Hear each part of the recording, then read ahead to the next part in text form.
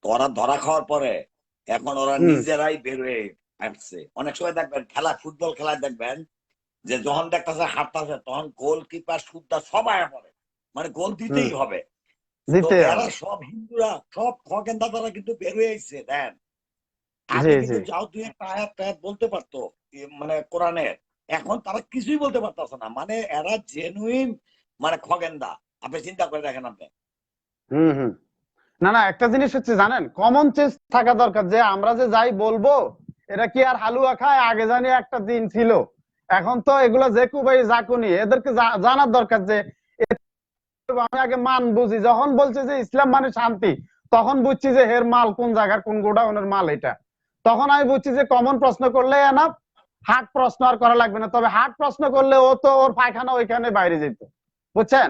কারণ আমার কথা হচ্ছে যে আমি সত্যবাদীটা বলতে অসুবিধা কি? যখন সংশয়বাদী সংশয়বাদী বলবো, কিন্তু সংশয়বাদী কোন ধর্মের? আপনি হিন্দু ধর্মের সংশয়বাদী হইতে হলে তো অন্ততপক্ষে ছোটবেলায় তাদের কালচার অনুযায়ী রামায়ণ ভারতের কিছু কিছু অংশ মুখস্থ করাইছে। আমরা জানি যে আমাদের বাংলাদেশের মা বাবারা আমাদেরকে অন্ততপক্ষে ধর্মীয় অনুভূতি থেকে ছোটবেলা থেকে কি করে, সূরা 10টা সূরা মুখস্থ করায়, দুরূদ ইব্রাহিম মুখস্থ করায়, দোয়া কুনুত মুখস্থ করায়, আল্লাহ মুখস্থ করায়। এখন সে সংশয়বাদী হয়েছে, সে আল্লাহ বুঝে না, ইসলাম বুঝে না, একটা সূরা জানে না, সে দুরূদ ইব্রাহিম পড়তে পারে না। সিটিং, আসলে এগুলো সিটিং। সাধারণত যদি আমরা কাউকে প্রশ্ন করি যে আপনি আসলে কি চান, আমরা কিন্তু 10 মিনিট আমি একটু করি, মানে কি বলে এটাকে, ডোন্ট ডিস্টার্ব দিয়ে দেই, কারণ অনেকে করতেছে। আচ্ছা, তো আমাদেরকে যদি কেউ জিজ্ঞেস করে নর্মালি আর কি, তো কি দেখা যায় যে আপনি কি চান, কি হইতে চান, আমরা একটু চিন্তা করি আসলে কি চাই, এটা চাই না এটা চাই। কিন্তু যখন আপনি অনেক কিছু আপনি কনফার্ম হইবেন, তখন কিন্তু সেকেন্ডের মধ্যে বলতে পারবেন যে আমি এটা চাই। সংশয়বাদীরা সেকেন্ডের মধ্যে বলতেছে সংশয়বাদী আমি। কেন? কারণ হলো অনেকগুলি সংশয় তাদের ভিতরে কাজ করতেছে। যেমন তারা এখন কোথায় আছে, অবস্থানের উপরে তারা সংশয়। এই জায়গায় কি কিছুক্ষণ থাকতে পারবো, না আমার দৌড়ে চলে যেতে হবে, এইটার প্রতি সংশয়।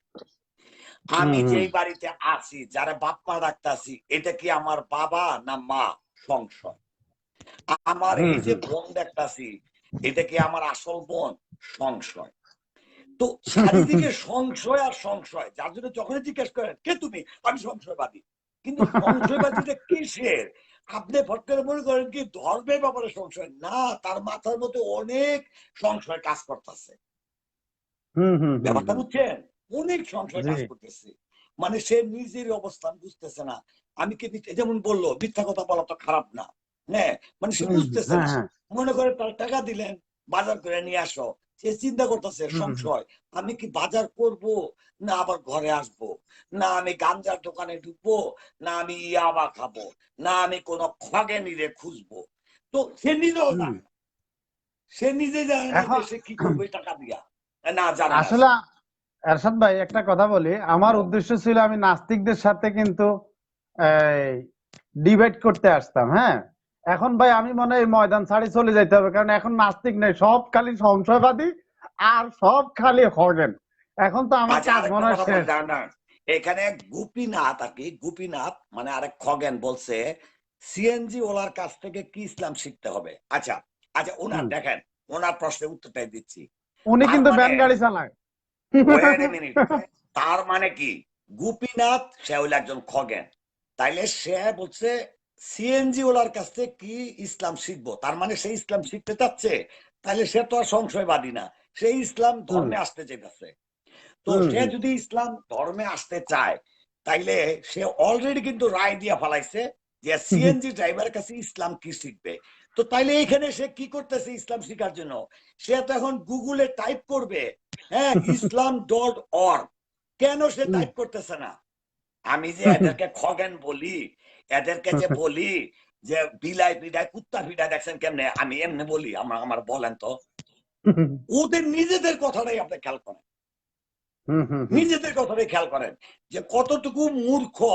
যে যে তুই যাস ওই ওই আসিফের কাছ থেকে তুই হিন্দু ধর্ম শিখতে আর মুসলিম ধর্ম শিখতে, আর তুই আসলে সেখানে সিএনজি ওলার কাছে ইসলাম শিখতে।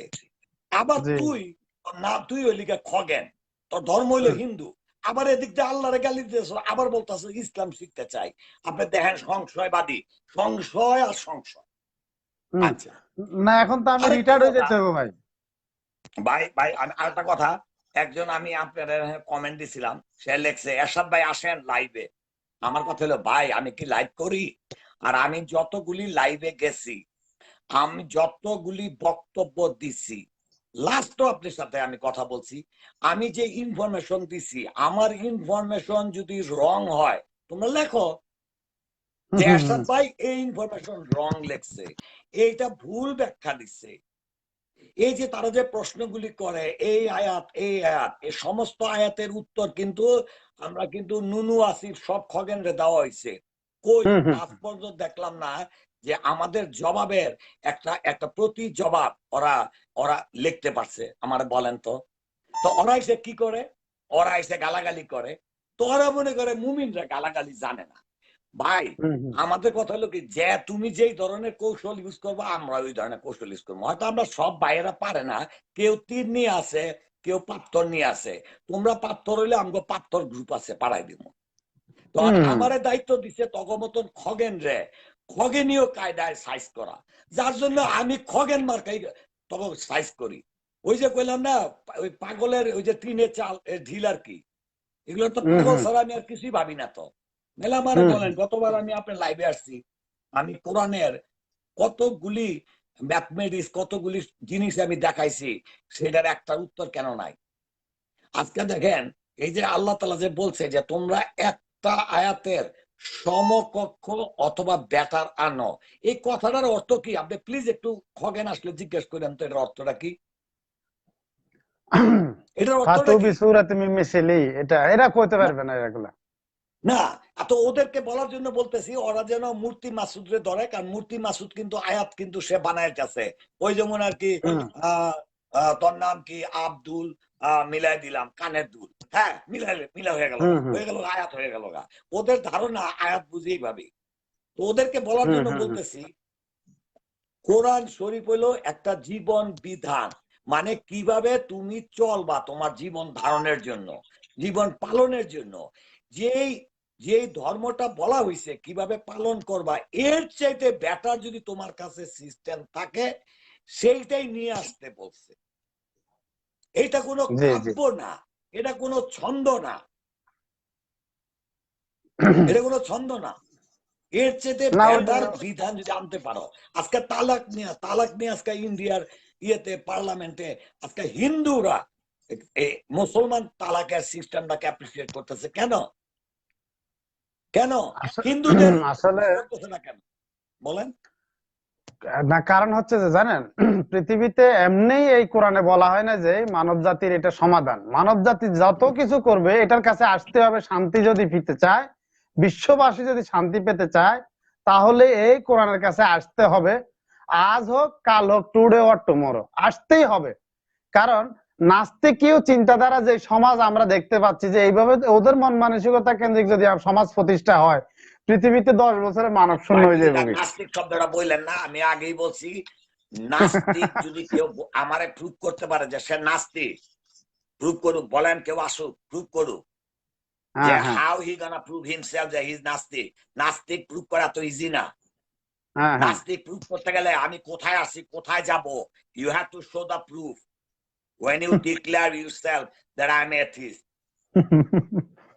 কেউ বলবে না ভাই, এটা এখন শেষ, এখন শেষ, কেউ বলে না এখন। আর আগে আসলে নাস্তিক খগেন, তারা বলতে পারে, আপনি বলবেন নাস্তিকীয় না খগেনীয়, খগেনিত, হ্যাঁ, কারণ ওরা হইলো খগেন গ্রুপ, ওদের কথাবার্তা খগেন, খগেন চরিত্র, নাস্তিক ওরা না।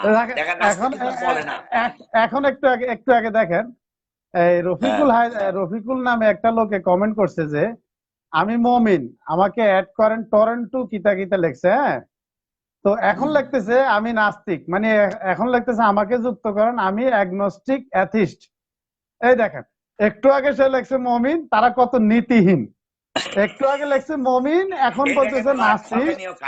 হ্যাঁ, এদের মনে করেন এই আপনি পিরিয়ড শুরু করবেন এই আছে এই নাই, মানে আপনি ঘরে মাত্র রাখলেন একটা জিনিস রাখবেন, দেখবেন যে আপনি বাথরুমে গেছেন নাই, ও চলে গেছে আপনার জিনিসপত্র। আমি 1 মিনিট সময় নেই, সেটা হচ্ছে যে আরে বলেন ভাই, বলেন। তোমরা যে স্কুলে এখন ক্লাস করতে গেছো, আমি এই স্কুল থেকে ডিগ্রি নিয়ে বাইরে হয়ে আসছি, সুতরাং আমারে তোমরা এই সমস্ত কন্ডিশন তারপরে টেকনিক্যাল সিস্টেমে আমার সামনে আসি পারবে না। তোমাদের যদি বললাম দাদা না, ফান কেবলা বলতে কেউ থাকে, ফান ফান। তোমাদের যদি ভালো ওস্তাদ কেউ থাকে আমার সাথে নিয়ে আসো, সেটা ভালো হবে। কারণ তোমরা যে স্কুলে মাত্র ভর্তি হয়েছো, ওই স্কুল ছাড়া আমি সার্টিফিকেট নিয়ে বাইরে চলে আসছি। সুতরাং তুমি আমার এই সমস্ত হাম বুঝাইলে তো লাভ হবে না। কারণ যেই জিনিস ওনারা আমাদেরকে শিখাইছে সেই জিনিস আমি শিখিয়ে এখন ইসলামে আসি, তোমাদেরকে ধরার জন্য বসে আছি। কারণ তোমাদেরকে ধরতে হলে কোন জায়গায় হাত দিতে হবে এটা কিন্তু এরশাদ ভাই বুঝবে না, কারণ তোমাদের সাথে এরশাদ ভাই চলে নাই।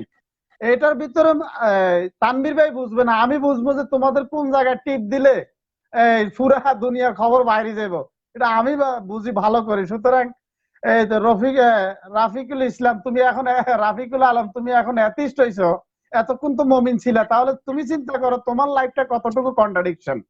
এখন তুমি চিন্তা করো তুমি কতটুকু নিচে নামতে হয়েছে, প্রথম মমিন, এখন তুমি অ্যাথিস্ট। তাহলে তুমি আরো কিছুক্ষণ পরে কি বলবা জানো, যে আসলে না ভাই আমি কিন্তু ওই এই ধর্মের, যে এই ধর্মের লোকদেরকে আমাদের এরশাদ ভাই খগেন বলে। যাও, তোমার সার্টিফিকেট না তুমি আপনি একটা কথা বলেন, দেখেন, আসিফ, ওই যে খগেন আসিফ হুম বললো যে সামনের ফাল্গুনে আমরা সবাই নাস্তিক হয়ে যাব। তা আমি লিখছিলাম ওই ফাল্গুন কবে আসবে, হুম কথাটা হুম বুঝছেন তো? ওইটার নিচে আমি দিয়েছিলাম যে 2050 সালে মেজরিটি হইব গিয়া মুসলিম, ওই অরিয়ার মধ্যে দিয়েছিলাম। আচ্ছা, তারপরে কি বললো? ইউরোপে সব নাস্তিক, ইউরোপে সব নাস্তিক, শুনেন। হুম অথচ হুম হুম হুম রিসেন্টলি জার্নালে আসলো যে ইউরোপের যে যে একজন সোশ্যোলজিস্ট, সমাজ বিজ্ঞানী পল, সে বলতেছে যে নাস্তিকের সংখ্যা এত নগণ্য যে আমি যে রিসার্চ করবো সেটারও বিষয় এটা না, এত নগণ্য, এটা কোনো ইস্যুই না এখন। এখন আপনি আমারে বলেন, তাইলে এই হাগু আসিফ জার্মানিতে বৈশা সে যে ভুল তথ্য দিল যে জার্মানিতে ইউরোপে সব নাস্তিক হয়ে যাচ্ছে, অথচ সেই ইউরোপেরই সমাজবিজ্ঞানী বলতেছে যে নাস্তিকদের সংখ্যা এত আশঙ্কা ভাবে হ্রাস পাচ্ছে যে এদের নিয়ে যে আমরা রিসার্চ করব সেই সংখ্যাটাও নাই। কই এটার উত্তর না তো দিল না। না, এটার না, উত্তরটা দিল না কেন? দিতে পারবে না, এর উত্তর দিতে পারবে না, কারণ এই ধরনের কোন রিসার্চ, আর পিউ রিসার্চ। আমি আপনার একটা কথা আমি আগেও বলছি, জি। যারা অশিক্ষিত আছেন, যারা নাপিত আছেন, তাদের জন্য ইসলাম না, ইসলাম হইল শিক্ষিত মানুষের ধর্ম। এইটার এই অশিক্ষিত খগেনদের জন্য সারা পৃথিবীতে একটা ধর্মই রেডি আছে, সেটা হলো হিন্দু ধর্ম। মানে যা কিছু আপনার যদি মন চায় আপনি বিলাইবে ভগবান মানবেন, অসুবিধা নাই। আপনার হঠাৎ করে একটা গাছ বুনছেন, হঠাৎ করে গাছের প্রতি প্রেম আইসে গেল, আপনার যদি মন চায় এটাই ভগবান, অসুবিধা নাই। 33 কোটি ভগবান ইন্ডিয়াতে, ওরা সর্বসাকুল্যে মানুষ হইলো 100 কোটি। তো 100 কোটি 33 কোটি হইলো গিয়ে ভগবান, এক একজনের ভাগে তিনটা করে পড়ছে, হুম হুম হুম হুম হুম। তিনটা করে পড়ছে, বুঝছেন না? তিনটা করে পড়ছে। হ্যাঁ, তো হ্যাঁ, রফিকুল আলম, এজন্য আমি জিতু আমরা না, যদি আমি আমরা যদি জিতু না, আমি যে কুই ঠিক আছি। এখন আমাদের রফিকুল আলম, ভিতরে রাস্তাও তোমার কিন্তু তিনটাই, কিন্তু আমাদের ভিতরে রাস্তাও কিন্তু তিনটা আর কি, মুখে, সামনে, পিছনে। ভগবান কিন্তু তিনটা করে আর কি, বুঝছেন না? হুম হুম হুম হুম হুম। এখন আমার কথাটা হইলো, ভাই আমরা যে এত লাইভ করতেছি, আমাদের লাইভে যে কথাগুলি বলতেছি সেগুলোর উত্তর কেন তোমরা দাও না?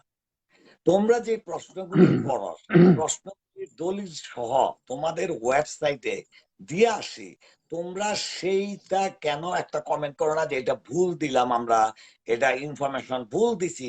তোমরা সেইভাবে একাডেমিক ডিসকাশন করো। কেন হুম হুম হুম। Academic discussion? তোমরা কেন পয়সা জোগাড় করে হারবার্ড থেকে ভালো নাস্তিক আনতে পারো না? কেন? আজকে আজকে তোমাদের যে ওস্তাদ রিচার্ড ডকিন, সে পর্যন্ত লজ্জা পায় বলতে। হ্যাঁ, কয় কি, ও মাই গড, নিজেরও বলতে হয় ও মাই গড।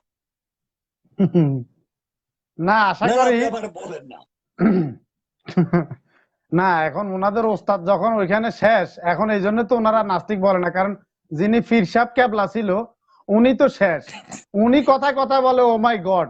হ্যাঁ, তো উনি দেখছি ওনার বক্তৃতা আমি কতগুলো শুনছি, উনি কথায় কথায় গডের মেসাল নিয়ে আসে। এখন চিন্তা করে যারে অনুসরণ করবো সেই যখন গড কয়, তো আমরা তো ঘট হয়ে যাবো, বাথরুমের ঘট। তো এই জন্য এখন এখন আর কেউ বলে না নাস্তিকতা। এন্টারটেনমেন্ট আমি চিন্তা হুম, করে দেখলাম এন্টারটেনমেন্ট, বুঝছেন? যখন যারা হুম। নাকি একটু অবসাদ হয়ে যাবেন সারাদিন কাজ করার পরে, যে ভাই আসবে, হ্যাঁ আমরা একটু এন্টারটেনমেন্ট নিবো, এবং আমরা না, আমি চাই আমি আমি আমারটা বলি, আমারটা খগেনরা বলি। ওয়েলকাম। আমি কেউ আমরা খগেনরে ব্লক দিবেন না, খগেনরে এক ওয়েলকাম, একদিন আপনার ওয়েলকাম। মুখ থেকে একটা কথা শুনছিলাম, সেটা হচ্ছে যে আমরা আসলে এখন এই বিনোদনটা নিতে পারি। এই যে আমরা আমাদের গ্রামগঞ্জে কিন্তু পাগল যদি একজন দেখি না, তখন সবাই কি করি, এরে ডিল মারি, এটা মারি, ওইটা মারি, তারপরে আমাদের দিনে চালে, আমাদের দিনে চালে আমাদেরকে ঢিল। আমাদেরকে দৌড়ান দিলে আমরা দৌড় দেই, আবার দৌড়াই, ডিল মারি। এখন আমরা মনে হয় আহ, যে এই ওই নাস্তিক আর রাইট ফাস্তিক রাইট। লইরে এই ধরনের ডিল মারামারি করার ভিতরে আছি। আর আমরা তাহলে এই বুঝে ক্ষেত্রে বোঝা যায় যে ওরা আসলে এক ধরনের পাগল আর আমরা ডিল মারি। একটা তাহলে আত্মতৃপ্তি ভাই, আর কিছু না। আমি কি নতুন একটা আইডি বানাবো নাকি, টিনের চালের ঢিল, আমার আইডির নাম কেমন হয়? হ্যাঁ, বানান বানান, বানাতে পারেন। হ্যাঁ, হুম, হ্যাঁ, এটা বানাতে এটা পারেন। দেই, কারণ কারণ ওদের এইসব আইডি মেডি দেখে আমারও মনে হচ্ছে। আচ্ছা হুম। দেখেন যদি কোনো খগেন আসবে নাকি, তাহলে আমি একটু অফ যাই। হ্যাঁ, হ্যাঁ, খগেন তো খগেন, আমি চাইতেছি, রফিকুল আলম একজন ভাই আইব উনি খগেন, হ্যাঁ, হ্যাঁ মুখ খগেন। না, উনি, আমি তো আপনার বাসায় বলি না, আমি আমার বাসায় বলি, প্রত্যেকের জায়গাতে প্রত্যেকের বাসা আছে। তো এই যেহেতু এই উনি যে আমার লাইভে এই যে আসবেন, এই যে রুদ্র, রফিকুল। এই যে দেখেন, এই যে এর আমি চিনি, এই যে রুদ্র সরকার, ইয়াল্লাহ এই রুদ্র, হাই হাই, দেখছেন? রুদ্র, ওর আমি চুল কাটছি, ওর হাওড়া ব্রিজের নিচে হইলো গিয়ে চুলের দোকান, ওর চুলের দোকান, ওর ওর ইয়ে রাখেন না কেন, ওর হলো ক্ষিতীশ, ক্ষিতীশ হেয়ার কাটিং। আল্লাহ, ওদের অনেক অনেক পুরানা ব্যবসা, কিন্তু ওদের অনেক পুরানা ব্যবসা, এবং ওরাই ওই জায়গায় খুব প্রসিদ্ধ। ওরা কিন্তু ব্লেড ইউজ করে ওরা, এবং হরিলাল মজুমদার, অবশ্য ও মারা গেছিল, হ্যাঁ, কিন্তু ক্ষিতীশ হুম। কিন্তু খুবই ভালো। তো এই ক্ষিতীশের নাম রুদ্র আসলো কেমনে? রুদ্র যাই আসলো হোক, কেমনে? এটা আমি এই এখন যে আমাদের, হাওড়া ব্রিজের নিচে, না না না না, হাওড়ার আমাদের এখানে, না না ও খুব আমাদের ভালো দেশে নাপিত, খুব ভালো নাপিত। না না আমাদের এ ভালো না। আমাদের না দেশে অবদান শোনেন, যা যেটা অবদান স্বীকার করতে হইব, স্বীকার করতে হইব আপনার এটা। হ্যাঁ, হ্যাঁ, এটা উপকারের আপনি স্বীকার কৃতজ্ঞতা করতে হবে। স্বীকার করাই লাগবে। দেখছেন, দেখেন, সেটা আপনার দেখেন যখন আমরা কত উপকার ফেমাস, হয়েছে, আপনি দেখেন। অবশ্যই আপনি কৃতজ্ঞতা স্বীকার করবেন। হ্যাঁ। হুম, হুম। সেটা তো না না অবশ্যই এটা কৃতজ্ঞতা স্বাভাবিক। স্বীকার করা না এখন হচ্ছে কি, ভালো ব্যাপার হচ্ছে কি, আপনাদের। এখন হচ্ছে কি সব জায়গায় চলে গেছে গা, মনে করেন জাল ফালাইতেছে, হ্যাঁ একটা মোবাইল, হ্যাঁ ও ও ও মানে ও কিন্তু আইসা পড়ছে আপনার ইয়েতে, লাইভে আইসা পড়ছে। কেউ হয়তো মাছ বিক্রি করতেছে, বুঝছেন? আমি একবার একটা জিজ্ঞেস করছিলাম যে এখন মাছের দর কত, বুঝছেন না? মানে হুম, এরা হুম, কিন্তু আসলে একটা দিকতে ভালো, আমরা তৃণমূল লেভেলের যেগুলো খগেন আছে, তৃণমূল লেভেলের, হ্যাঁ সেগুলো কিন্তু আমরা পাচ্ছি মোটামুটি, বাজার কিন্তু হুম, খারাপ হুম। না। দেখেন তো এগুলা, কারণ বড় বড় গুলি কিন্তু আউট হয়ে গেছে গা, জি, বড় জি, বড় জি। গুলি আউট হয়ে গেছে, কারণ ওরা অগ ছেড়ে দিছে, যে বস্তা ছেড়ে দিছে, এখন এগুলো চারদিকে দৌড়দৌড়ি শুরু করে দিছে। জি, জি। এখন কয়েকজনে ওনারা যুক্ত হইতে চাইতেছে, চ্যালেঞ্জ দিচ্ছে, হ্যাঁ, ইনশাল্লাহ ওনাদের চ্যালেঞ্জটা গ্রহণ করি। অসুবিধা নেই, আমি দেখি দেখি দেখি। না একটু আর হ্যাঁ, একটু আস্তে করে বললেন, নাহলে ভয় পাইছে, কাইটা যায়, কাইটা দেয়, বুঝছেন না? আর মাঝে মাঝে একটু মনে করেন এই রাম লক্ষণ কৃষ্ণ ওকে একটু সুনাম করেন, বুঝছেন না? কারণ হচ্ছে ওদেরও তো লাগে, বুঝছেন না? কালকা দেখলাম কৃষ্ণ তীরের আঘাতে মারা গেছে যুদ্ধে, হ্যাঁ হুম, তীর খেয়ে মারা গেছে কৃষ্ণ। 16,108টা বউ একটা স্ট্যান্ড বাই বিধবা হয়ে গেল, 1 সেকেন্ডে বিধবা হয়ে গেল। আর আরেকটা জিনিস আমি আমি অঙ্ক করে দেখছিলাম, 16,108 জন প্রতিটা বউয়ের কাছে যদি একদিন করে যায়, তাহলে প্রথম বউয়ের কাছে আবার যাইতে 45 বছর লাগবে। এই অঙ্কগুলি আমি একটু জিজ্ঞেস করেন তো, কারণ আমরা না হিন্দু ধর্ম সম্বন্ধে জানতে চাই, খগেনরা যেমন ইসলাম নিয়ে জানতে চায়, আমরাও কিন্তু হিন্দু নিয়ে জানতে চাই। তো ঠিক আছে, তাহলে ঢুকান কেউ রে কোন খগেন দেখেন, হুম, দেখেন খগেন। তো ভাই ঠিক আছে তাহলে, হ্যাঁ, ইনশাল্লাহ। ওকে, হ্যাঁ, আসসালামু আলাইকুম হ্যাঁ, রহমতুল্লাহ। ওকে ওকে, ওয়ালাইকুম সালাম। ওকে, আসসালামু আলাইকুম। হ্যাঁ, কোন ভাই অ্যাড হবেন? যদি মুসলিম হন মুসলিম লেখেন, আর যদি নাস্তিক হন নাস্তিক লেখেন। আমার জন্য নাস্তিক এর সুবিধা ভালো পাবেন। নাস্তিক হলে আসেন, নাস্তিক হলে লেখেন যে আমি নাস্তিক, তাহলে আপনাকে অ্যাড করব। মুসলিম হলে একটু দেরি করব, অসুবিধা নেই। করতে পারেন, সেটা কোথাও সমস্যা নাই, কারণ রাজমিস্ত্রি, হ্যাঁ আমি রাজমিস্ত্রি, এতে কোনো সমস্যা নাই। 46 বছর, Saiful Mahmud, please please add me. না ভাই, আমি যেটা লিখছি সেটা হচ্ছে যে আপনাকে লিখতে হবে যে কোনটা। খন্দকার হোসাইন ভাই কি লিখছেন বারবার, আপনি মোমেন তো কোনো নাস্তিক জড়িত হতে চাচ্ছে, আমি আগে নাস্তিককে জড়িত করি, সেটা হবে ভালো। রফিকুল আলম, রফিকুল আলম, আপনার চ্যালেঞ্জ দেখেছি এতক্ষণ, এখন আপনি অ্যাড হন। তারপরে বিষয়টা হচ্ছে শপথ। Talk to him.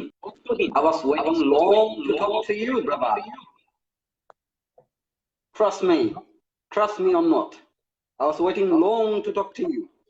Very আচ্ছা, long. দর্শক শ্রোতা হচ্ছে বাংলা ভাষায়, আপনাকে বাংলায় বলতে হবে, সেটাই আগে সতর্ক করে দিচ্ছি। আরবি ভাষা বলা যাবে না?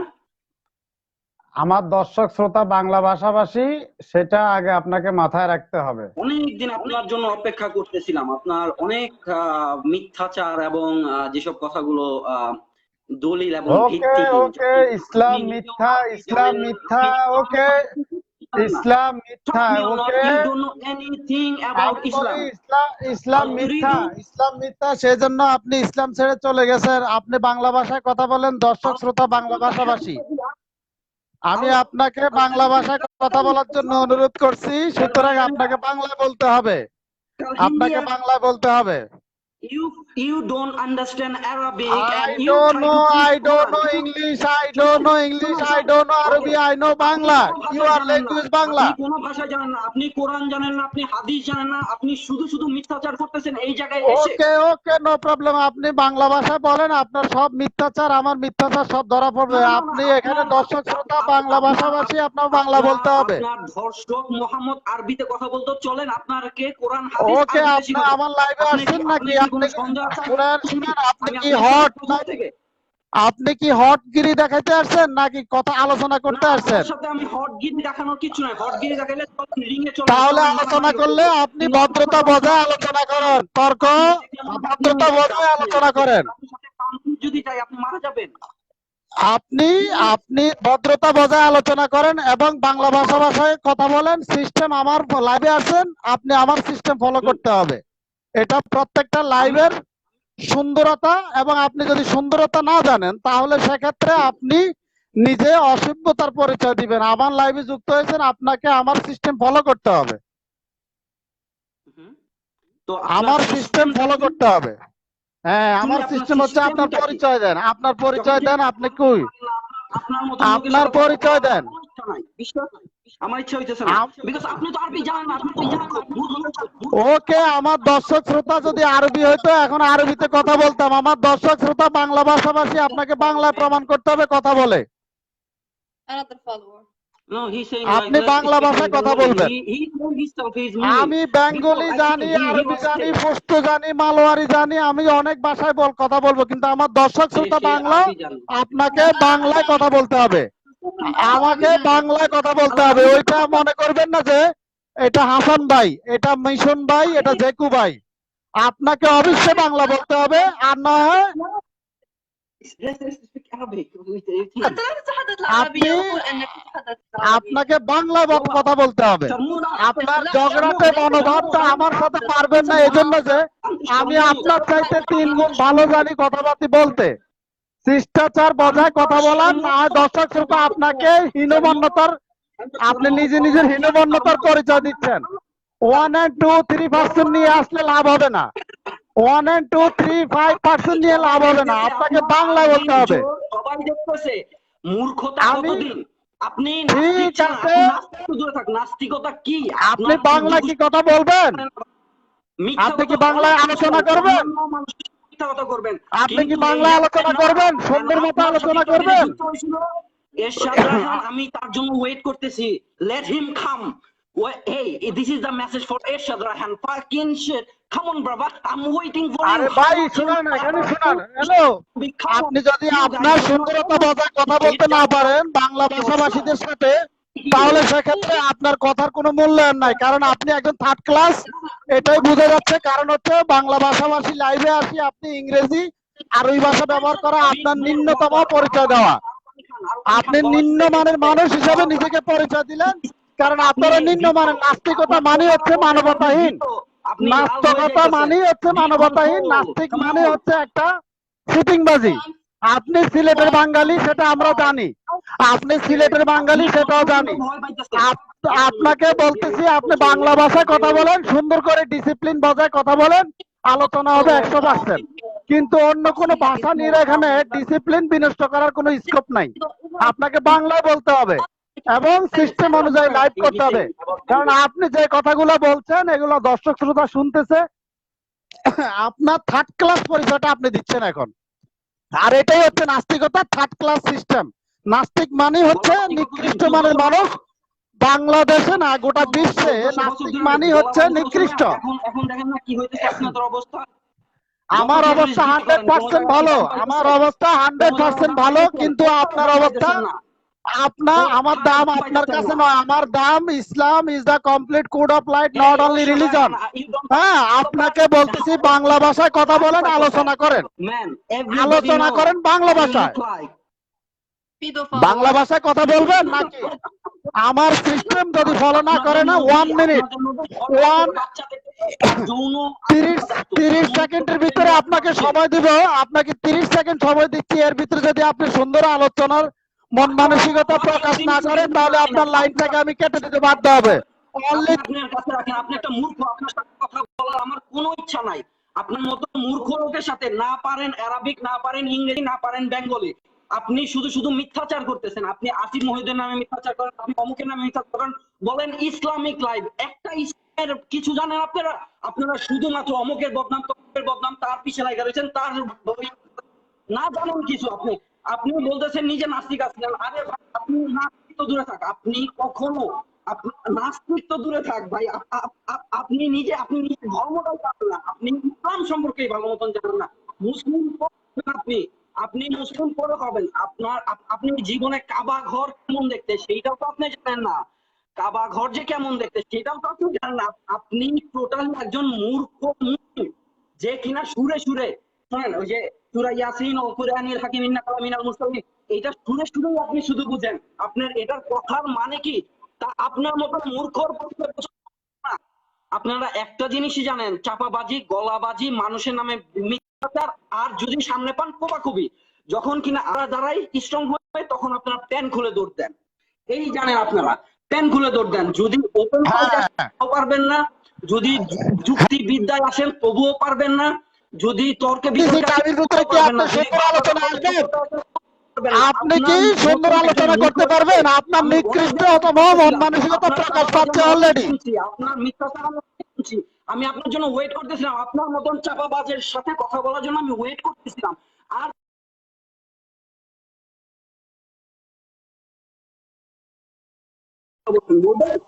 আরবিতে কথা বলবেন, আরবিতে তো আপনার ধর্ষক মোহাম্মদ, আপনার ধর্ষক মোহাম্মদ যে 6 বছরের নাস্তিকতা দিলেন, সেটা আজকে দর্শক শ্রোতা দেখতেছে। আপনাদের নাস্তিকতার আপনাদের নাস্তিকতার কত থার্ড ক্লাস মানুষ সেটা আপনি প্রমাণ পাচ্ছেন। অলরেডি আপনার 30 সেকেন্ড না 1 মিনিট শেষ হয়ে গেছে, 1 মিনিট শেষ হয়ে গেছে আপনার। আপনি চলে যান এবার। আপনার চরিত্র, আপনার চরিত্রের কথা, আপনার চরিত্রের কথা কিন্তু আমরা এখন দর্শক বুঝে গেছে। আপনি থার্ড ক্লাস মানুষ, আপনি সুতরাং চলে যান, সেটাই ভালো। এবং আপনি নিজে কেটে চলে গেছেন। আপনারা হয়তোবা বিচার করতে পারলেন যে ওনার শুরুটা একজনের লাইভে আসলে কিভাবে ভদ্রতা বজায় লাইভ করতে হয় এটাই তিনি শিখেন নাই। অথচ নিজেকে উনি অনেক শিক্ষিত মনে করে, হাই এডুকেটেড পারসন মনে করে। তারপরে আর যে উনি ওনার শুরুটাই করতে পারলেন না, একটা আদর্শিক আলোচনা উনি শুরু করতে পারেন নাই। এবং একটা আদর্শিক মনোভাব যে মানুষের তৈরি করা লাগে আলোচনার জন্য, তিনি সেটাও উপস্থাপন করতে পারলেন না। তিনি তার সুন্দর মন মানসিকতার পরিচয় দিতে পারলেন না। আমরা একজন পাগলের মতো তার ব্যবহার আচার আচরণটা দেখলাম। সুতরাং তিনি তার কথাগুলোতে অত্যন্ত থার্ড ক্লাস মানের একজন মানুষ হিসাবে, যে আমাদের কোরআনে বলা আছে যে সুম্মা রাদাদনাহু আসফালা সাফিলিন, এই মানুষগুলোই হচ্ছে নিকৃষ্ট। আর এই একজন নিকৃষ্ট মানুষকে কোরআনের আলোকে প্রমাণ করতে পারলাম যে উনি কতটুকু নিকৃষ্ট হলে পরে তার কথাটা, একজন মানুষের ভদ্রতা আছে, শত্রুর বাড়িতে গেলেও ভদ্রতা আছে, কি ভাই কেমন আছেন, সুন্দর আলোচনা সিস্টেম, তারপরে কিভাবে আলোচনা করতে হয়, কিভাবে আলোচনার সংজ্ঞা জানতে হয়, তারপরে একে অপরকে কিভাবে সংবোধন করে কথা বলতে হয়, এই শিষ্টাচারগুলো একজন নাস্তিক হওয়ার কারণে তার ব্রেন থেকে চলে গেছে। যে human values, ideological values, social values, মানে টোটাল যে মানুষের একটা মূল্যবোধ থাকা উচিত, কোনো মূল্যবোধ এদের ভিতরে নাই। এরা হচ্ছে যে একটা উন্মাদ, এবং তার পরিচয় আমরা এখন ইনশাআল্লাহ আজকের লাইভে এখানে উপস্থাপন করতে পারছি। যে তার আলোচনাটা এভাবেই সে শুরু করছে যে সে আক্রমণাত্মক যে একটা ভদ্রতা, শিষ্টাচার, মানুষের সাথে যে হিউম্যানিটি বজায় কথা বলতে হয়, সেটাও কিন্তু সে বলতে পারে নাই।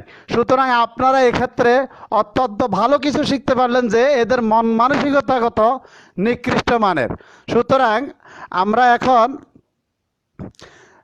অনেক নাস্তিক ভাইরা আছেন যারা মিথ্যাচার করেন যে আল্লাহর কোরআনে কারিমে কেন শপথ করলেন। তো আবার আল্লাহ নিজেই বললেন যে এক জায়গায়,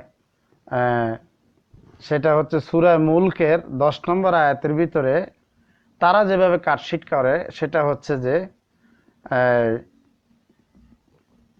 আপনি আনুগত্য করবেন না যারা কথায় কথায় কসম কাড়ে, এই ধরনের একটি মিথ্যাচার তারা করে। অথচ আয়াতের শেষ অংশটাকে তারা, শেষের একটা শব্দকে বাদ দিয়ে মাঝখান থেকে একটা শব্দকে নিয়ে তারা কন্ট্রাডিকশন মূলক আয়াত দাঁড় করাচ্ছে। সেটা হচ্ছে যেমন কোরআনে কারিমে কিন্তু আল্লাহ সুবহানাহু ওয়া তাআলা কসম খেয়েছেন কেন, সেই ব্যাপারটা আমি পুরোপুরি বলতে চাই। তো আমাদের এই যে তারাও জানে যে এটা আসলে ব্যাপারটা কি, কোরআনের এই আয়াতের প্রেক্ষাপট কি, ব্যাপারটা কি, এই ক্ষেত্রে তাদেরও ভালো অভিজ্ঞতা আছে, কিন্তু তারা মিথ্যাচার করবে সেই জন্য তারা কি করতেছে যে অংশ বিশেষ কেটে কেটে তারপরে আমাদের কোরআন ও রাসূল সাল্লাল্লাহু আলাইহি ওয়াসাল্লামের নামে বিভিন্ন মিথ্যাচার করে যাচ্ছে।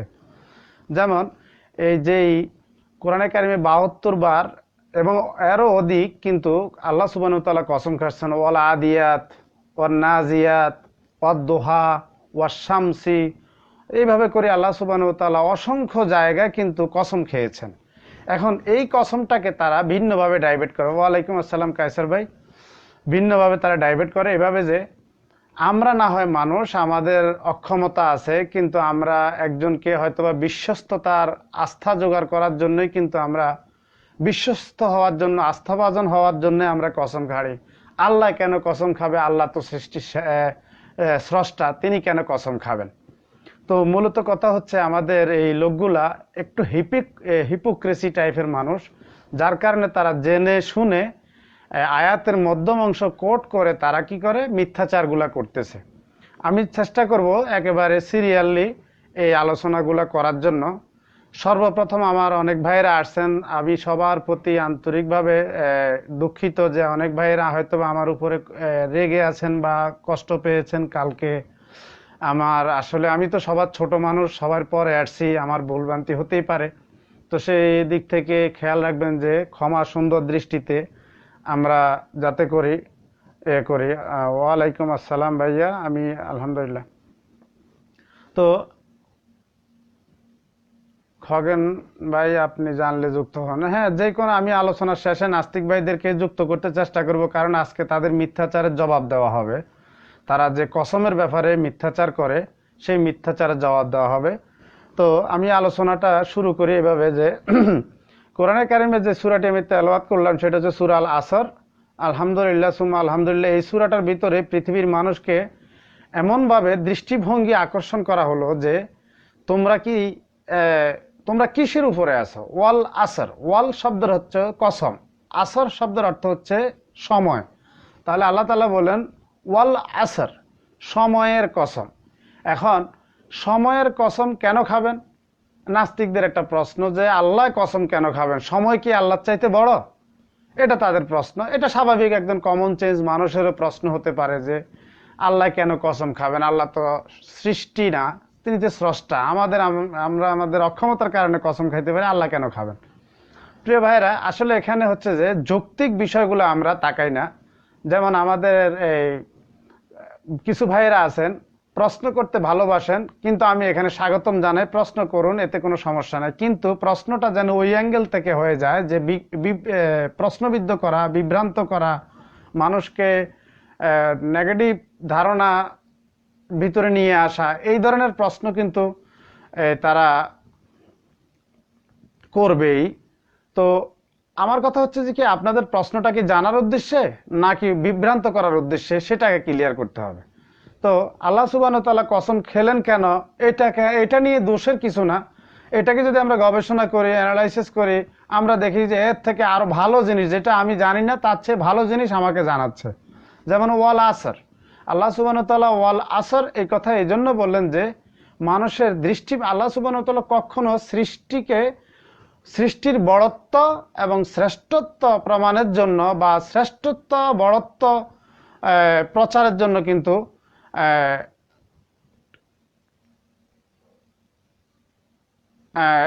শ্রেষ্ঠত্ব বড়ত্ব প্রমাণের জন্য আল্লাহ তাআলা কসম খান না।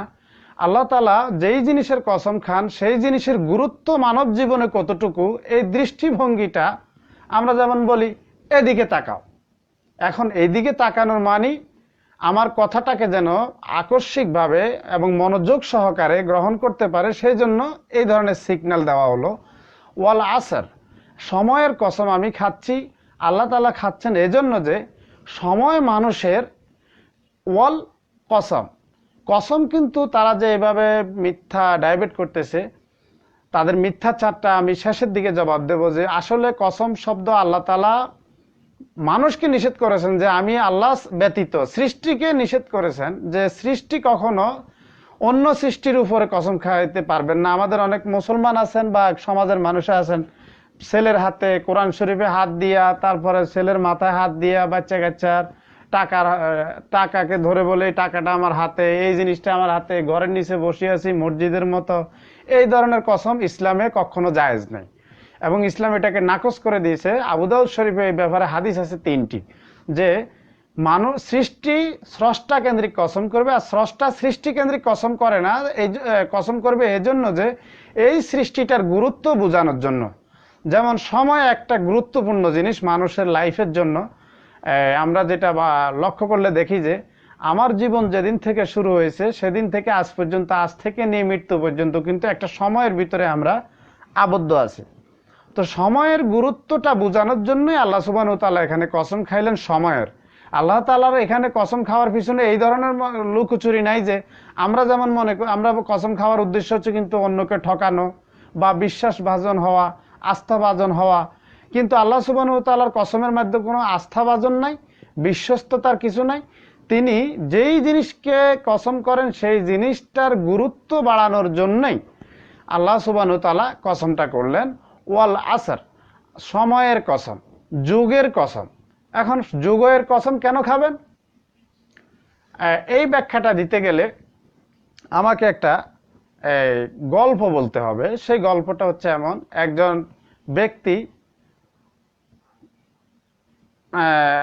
ব্যক্তি স্বপ্নে দেখলো যে তিনি স্বপ্নে দেখলেন যে আমি একজন স্ত্রীর কাছে বলতেন, যে হঠাৎ করে ঘুম থেকে উঠে বললেন যে আমি স্বপ্নে দেখলাম খুব এরকম একটা মর্মান্তিক স্বপ্ন, আমার এই স্বপ্নটা কি হবে, কি সমস্যা। উনি আটকে গেলেন, আতঙ্কিত হলেন। তবে স্ত্রীর কাছে বললেন, স্ত্রী বললেন যে যাও একজন ভালো মানুষের কাছে, যে আকলমান, বুঝদার, বাস্তবভিত্তিক জ্ঞান আছে, তার কাছ থেকে জিজ্ঞেস করো স্বপ্নের ব্যাখ্যা কি হবে। তো স্বপ্নের ব্যাখ্যা কি হবে এটা জানার জন্য গেলেন। তো উনি বললেন গিয়ে যে আমি স্বপ্নে দেখলাম একটা বাঘ আমাকে দৌড়াচ্ছে। আমি বাঘের থাবা থেকে বাঁচার জন্য আমি কি করলাম, একটা গাছের ঢালে গিয়ে আশ্রয় নিলাম। তো গাছের ঢালে যখন আমি আশ্রয় নিলাম তখন দেখলাম যে আমার যেই ঢালটাতে আমি আশ্রয় নিয়েছি ঠিক সেই ঢালের ভিতরেই একটা সাদা ইঁদুর, একটা কালো ইঁদুর মিলে এই ঢালের গোড়াটাকে কাটতেছে। তো কাটার পরে আমি ফলো করলাম যে তারা যখন কাটে শেষ করবে তখন তো আমি পড়ে যাব, আশ্রয় আমার আর হচ্ছে না। তো নিচের দিকে তাকায় দেখলাম যে একটা বিশাল বড় সাপ আমাকে খাওয়ার জন্য বসে আছে। আর এই স্বপ্নটা আমি দেখলাম, এর তাবির কি হবে এবং এর সিগন্যাল আমাকে কি দিচ্ছে। তো প্রিয় ভাইরা, তখন তিনি যার কাছে স্বপ্নটা বললেন তিনি বললেন যে এই স্বপ্ন হচ্ছে এটাই যে তোমাকে বাঘ যেটা দৌড়ালো সেই বাঘটা হচ্ছে এই পৃথিবী, এই পৃথিবীর মোহ, এই পৃথিবীর লোভ লালসা। তুমি যেই ঢালের উপরে আশ্রয় নিয়েছো সেই ঢালটা হচ্ছে সময়। আর এই সময়টাকে দিন এবং রাত, ওই যে কালো ইঁদুর এবং সাদা ইঁদুর, এই সাদা ইঁদুরটা হচ্ছে দিন, কালো ইঁদুরটা হচ্ছে রাত্র। এই রাত্র এবং সাদা দুটার সমন্বয়ে তোমার সময়ের ঢালটা কেটে দিচ্ছে। আর নিচে তুমি যে অজগর সাপটাকে দেখতে পেলে হা করে বসে আছে, সেই অজগর সাপটা হচ্ছে তোমার মৃত্যু, তোমার কবর, তোমার হায়াতে জিন্দিগি শেষ হওয়ার পরেই তোমার কি হবে, তোমার মৃত্যু হবে, মাটি তোমাকে গ্রাস করে খেয়ে ফেলবে। তখন লোকটা আটকে গেলেন, বুঝতে পারলেন যে তিনি আসলে কি অবস্থায় আছেন। তখন তিনি তার সময়ের ব্যাপারে ইয়ে করলেন। আর এই সময়টাকে যদি আমরা কাজে না লাগাইতে পারি তাহলে আমার জন্য কল্যাণকর আসবে। আর এই জন্য আল্লাহ সুবহানাহু ওয়া তাআলা সময়ের কসম খেলেন, এজন্য যে তোমাদের এ টু জেড জিন্দিগিটা একটা সময়ের ভিতরে আবদ্ধ আছে। ওয়াল আসর, তোমাদের পুরা জিন্দিগিটা সময়ের ভিতরে আবদ্ধ আছে। এই সময়টাকে যদি সঠিকভাবে কাজে লাগাইতে পারো তাহলে তোমরা কামিয়াব। ইন্নাল ইনসানা, না হয় তোমরা ক্ষতির মধ্যে নিমজ্জিত। এখন সময়টাকে কাজে লাগাবো কিভাবে? ধরুন আমি পরীক্ষার হলে গেলাম, পরীক্ষার হলে যাওয়ার পরে আমার টাইম হলো 2 ঘন্টা। আমি এই 2 ঘন্টার ভিতরে যদি ঠিক মতো পরীক্ষা না দিতে পারি এবং পরীক্ষাটা যদি আমি সুন্দর করে না দেই তাহলে কি হবে? আমি আমার সময়টাকে লস করে ফেললাম। অবশ্যই পরীক্ষার রেজাল্ট হবে যে কি আমি ফেল। তাহলে পরীক্ষাগারে গিয়ে যেমন আমি এই সময়টাকে পরিপূর্ণভাবে লিখতে হবে, সুন্দর করে কারুকাজ এবং সুন্দরভাবে আমার প্রতিটা প্রশ্নের উত্তর দিতে হবে। এক্ষেত্রে যদি আমি খাতা কলম নিয়ে বসি বসি সময় পাস করি তাহলে অবশ্যই পুরা বছরের লেখাপড়ার রেজাল্ট হবে শূন্য এবং ক্ষতিগ্রস্ততা। আর এখানে আমরা সময়ের গুরুত্ব বুঝতে পারি যে সময়টাকে কিভাবে কাজে লাগাতে হয়। আরেকটা দিক হচ্ছে একজন বরফ বিক্রেতা, তিনি বরফ বিক্রি করেন। তিনি দেখলেন যে সকাল থেকে বরফটা মেশিনের ফ্যাক্টরি থেকে আমি বের করে নিয়ে আসলাম, কিন্তু আমার কিন্তু বরফটা বিক্রি হচ্ছে না। আর আমরা জানি যে বরফটা গলতে গলতে গলতে গলতে শেষ হয়ে যায়। তো এই বরফ বিক্রেতা তিনি তার সময়ের গুরুত্ব বুঝতে পারেন, এজন্য যে সময় মতো যদি বরফ বিক্রি না করতে পারি তাহলে আমার মূলধন, আমার মূল চালানটাই কিন্তু শেষ হয়ে যাবে। এই জন্য আল্লাহ সুবহানাহু ওয়া তাআলা মানুষকে সময়ের গুরুত্ব বুঝাইতে গিয়ে বলতেছেন ওয়াল আসর, আমি কসম খাচ্ছি সেই সময়ের, যেই সময়ের ভিতরে তোমরা আবদ্ধ আছো। আর এই সময়টা যে আমি তোমাদেরকে দিয়েছি, যদি এই সময়টাকে তোমরা কাজে লাগাইতে না পারো তাহলে অবশ্যই অবশ্যই তোমরা ক্ষতির মধ্যে নিমজ্জিত। আজকে দেখেন আমাদের জীবনটা সময়ের ভিতরে আবদ্ধ।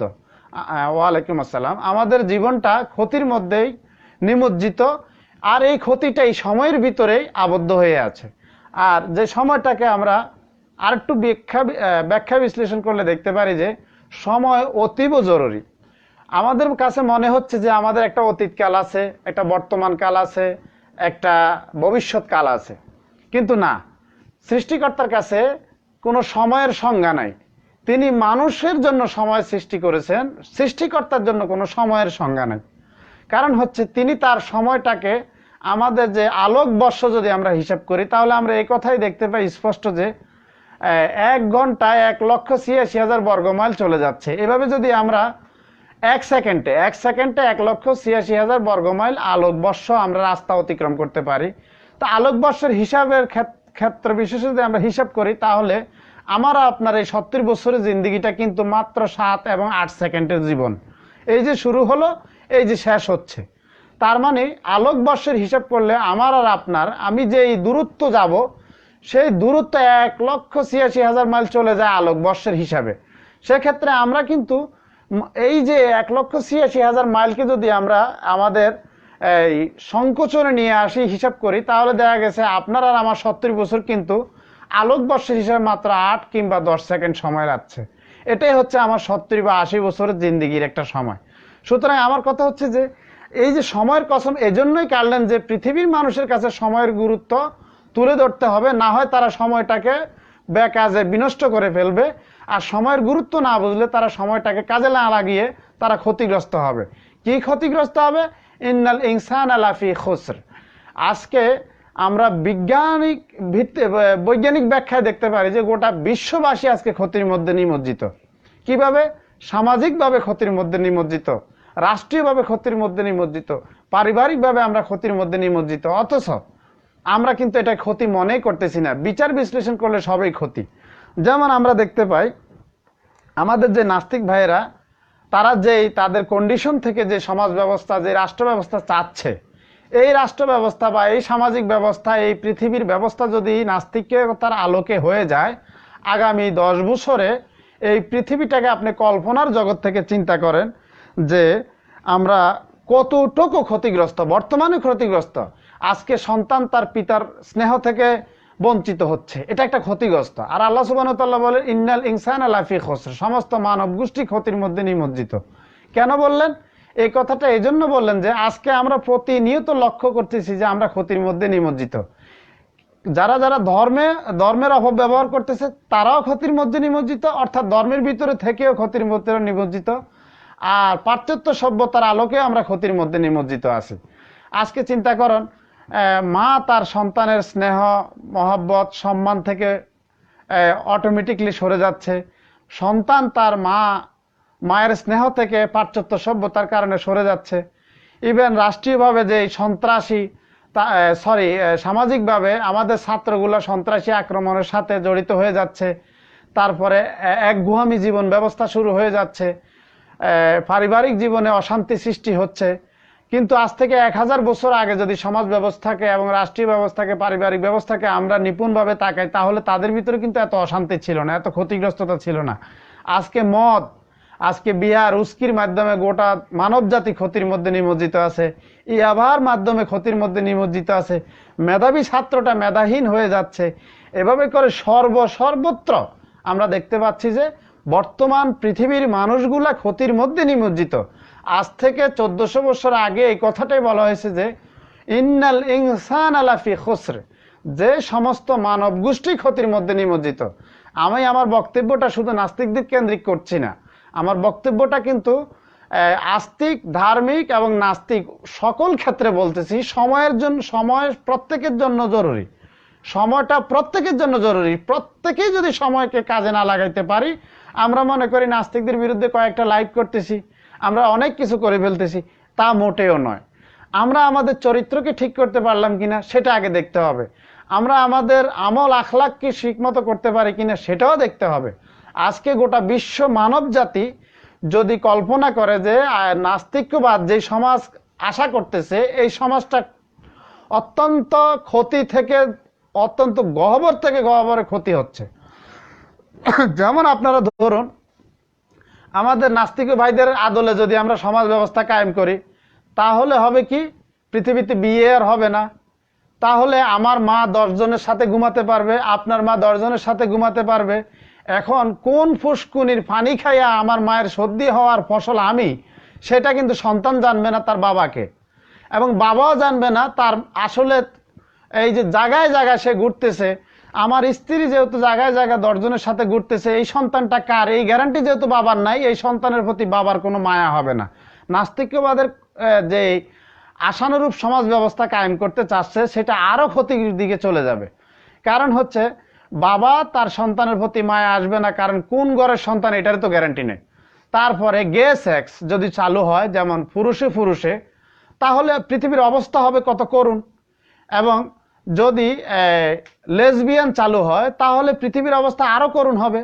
কারণ হচ্ছে যে পৃথিবী তো এটাই যে নারী নারীর সাথে সংসার করবে, পুরুষ পুরুষের সাথে সংসার করবে। তাহলে ক্ষতির মধ্যে নিমজ্জিত আমরা এভাবে হয়ে যাব যে মানব শূন্যতা আমরা অনুভব করব। ইভেন মদকে তারা যেভাবে অহরহ গ্রহণ করতে চাচ্ছে, তাহলে পৃথিবীবাসী তো মেধা শূন্য হয়ে যাবে। কারণ আমরা জানি যে মদ, গাঁজা এবং হেরোইন এগুলা মানুষকে মেধাহীন করে তোলে। তাহলে তাদেরকে মেধাহীন করে তোলা হবে গোটা পৃথিবীকে। পারমাণবিক বোমার প্রতিশোধের যে আগুন আমাদের ভিতরে আছে, আমরা স্যাক্রিফাইস ভুলে গিয়েছি, কম্প্রোমাইজ ভুলে গিয়ে প্রতিশোধের যেই আস্থা এবং বিশ্বাস নিয়ে ঘুরতেছি, এতে করে পৃথিবীতে চলবে এক ধরনের অমানবিক সমাজ ব্যবস্থা। অর্থাৎ ওই কোরআনের আয়াতের সাথে মিলে যাচ্ছে, বর্তমান সময় মিলতেছে, অতীতকালেও মিলবে, ভবিষ্যতেও মিলবে, অতীতকালেও মিলে আসতেছে। আমরা জানি যে অসংখ্য জাতিকে আল্লাহ বিনষ্ট করে দিয়েছেন, ধ্বংস করে দিয়েছেন, এজন্য তারা ক্ষতির সীমা অতিক্রম করে অত্যন্ত উচ্চ পর্যায়ে ক্ষতিগ্রস্ত জাতি হয়ে গিয়েছিল। তো সেই জন্য আল্লাহ সুবহানাহু ওয়া তাআলার কাছে আমরা কামনা করি এটাই যে আমাদেরকে আল্লাহ সুবহানাহু ওয়া তাআলা যে ইন্ডিকেট করলেন যে ওয়াল আসর, সময়ের কসম, আমাদের এই লাইফটা সময়ের ভিতরে আবদ্ধ। সুতরাং এই সময়টাকে যদি আমরা সঠিকভাবে কাজে লাগাইতে না পারি, তাহলে অবশ্যই আমরা এই ক্ষতির মধ্যে নিমজ্জিত হব, যেই ক্ষতিটা আল্লাহ তাআলা আমাদের সামনে তুলে ধরলেন। এখন এই ক্ষতি থেকে বাঁচবে কারা? তারা হচ্ছে ইন্নাল ইনসানা লাফি খুসর ইল্লাল্লাযিনা আমানু ওয়া আমিলুস সলিহাতি ওয়া তাওয়াসাউ বিল হাক্কি ওয়া তাওয়াসাউ বিস সবর। প্রিয় ভাইরা, আমি একটা জিনিস বলি যে আমাদের দেশে কোরআনের ব্যাখ্যা আমাদের মুসলমানদের কাছেও ভুল ব্যাখ্যা হচ্ছে। কোরআন হাদিসের ব্যাখ্যা কেন্দ্রিক এত ভুল হচ্ছে যে আমরা মুসলমানরাই এখন কোরআনটাকে বুঝতে কষ্ট হয়ে যাচ্ছে, হাদিসটাকে বুঝতে কষ্ট হয়ে যাচ্ছে। মনে হচ্ছে যে কোরআন হাদিস মানে একটা ইবাদতে জিন্দেগি, কোরআন হাদিস মানে একটা মানে বদ্ধ ঘরে বসে তসবিহ তাহলিল করার মাধ্যমে একটা জীবন ব্যবস্থা। না, কোরআন হাদিস এমন কোনো সংজ্ঞা আজও দেয় না। কারণ কোরআনে যত জায়গায় আমল শব্দের কথা বলা হয়েছে তত জায়গার ভিতরে সংজ্ঞাটা দেওয়া আছে। আমল শব্দ হচ্ছে কর্ম, আর আমরা মনে করি আমল শব্দ মানে হচ্ছে বন্দেগী, ইবাদত। তার মানে দাড়ি, টুপি, মেসওয়াক, এই ধরনের একটা এই জাতীয় কিছু একটাকে বলা হয় ইবাদত। আসলে কি তাই? তা নয়। তো প্রিয় ভাইরা, নাস্তিকদের যে মিথ্যাচার সেটা এবং এখন শেষ করি, তারপরে আমি যোগ করব। কারণ ইন্নাল ইনসানা লাফি খুসরের ব্যাখ্যা দিতে গেলে আমাকে 2 ঘন্টা সময় নিতে হবে, আর আমি জানি যে আপনাদের এত ধৈর্য নাই। 2 ঘন্টা সময় আমাকে দেওয়ার মতো সময় নাই, বা 2 ঘন্টা সময় ইসলামকে দেওয়ার মতো সময় আপনাদের কাছে থাকে না। কারণ অত্যন্ত সময় আমাদের সিরিয়ালের মাধ্যমে খরচ হচ্ছে, কিন্তু অধ্যয়নের ভিতরে খরচ হচ্ছে না। তো ইন্নাল ইনসান আর যেটা ব্যাখ্যা সেটা আমি হয়তো বা আগামী কালকে দেব বা পরশু দিব। তো আমি আমার যে কথাটি, নাস্তিক ভাইদের যে মিথ্যাচার সেটা হচ্ছে তারা বলে যে আল্লাহ সুবহানাহু ওয়া তাআলা কোরআনে কারিমে 72 বার কসম কাটলেন, আবার নিজেই বললেন যে সূরা কলমের 10 নম্বর আয়াতে আল্লাহ সুবহানাহু, নাস্তিকদের উপস্থাপনা এরকম যে সূরা কলমের 10 নম্বর আয়াতে বলছেন যে তুমি আনুগত্য করবে। 10 নম্বর আয়াতে বলা তাদের নাস্তিকতার কাটছাঁট বক্তব্য, আমি পুরাটা পরে বলছি, যে আপনি শপথকারীদের আনুগত্য করবেন না। হ্যাঁ, তাহলে এখানে কন্ট্রাডিকশন হয় যে আল্লাহ নিজে 72 বার কসম করলেন, আবার এখানে বলে দিলেন যে আপনি কসমকারীদের আনুগত্য করবেন না। তাহলে আল্লাহর বক্তব্যটা কন্ট্রাডিকশন। আসলে কথা হচ্ছে যেই আয়াতটা তারা বলছে এই আয়াতটাও তারা পুরোপুরি বলে না। মাত্র এই আয়াতটা শব্দ হচ্ছে 1 2 3 5টি শব্দের 7টি শব্দে এই আয়াতটি, এই 7টি শব্দ থেকে তারা 6 নম্বর শব্দটা, সর্বশেষ শব্দটাকে মিস করিয়ে মাঝখান দিয়ে বলা হয় এই কথাটা। তাহলে অটোমেটিক আমি যখন মনে করেন আমি আপনাকে বললাম যে আপনি এখানে আসেন, তারপরে আপনি চলে যান। এখন এই চলে যান শব্দটা হলে কিন্তু এখানে কাটছাট হয়ে গেল, আসেন শব্দটা আর আসে নাই, তাহলে মূল বক্তব্য কিন্তু বোঝা কঠিন হয়ে যাবে। আর নাস্তিকরা এখানে সূরা মুলুকের 10 নম্বর আয়াতের 7টি বাক্যের 5টি বাক্য উপস্থাপন করে, আর লাস্ট যে 7 নম্বর বাক্যটি তারা উপস্থাপন করে না।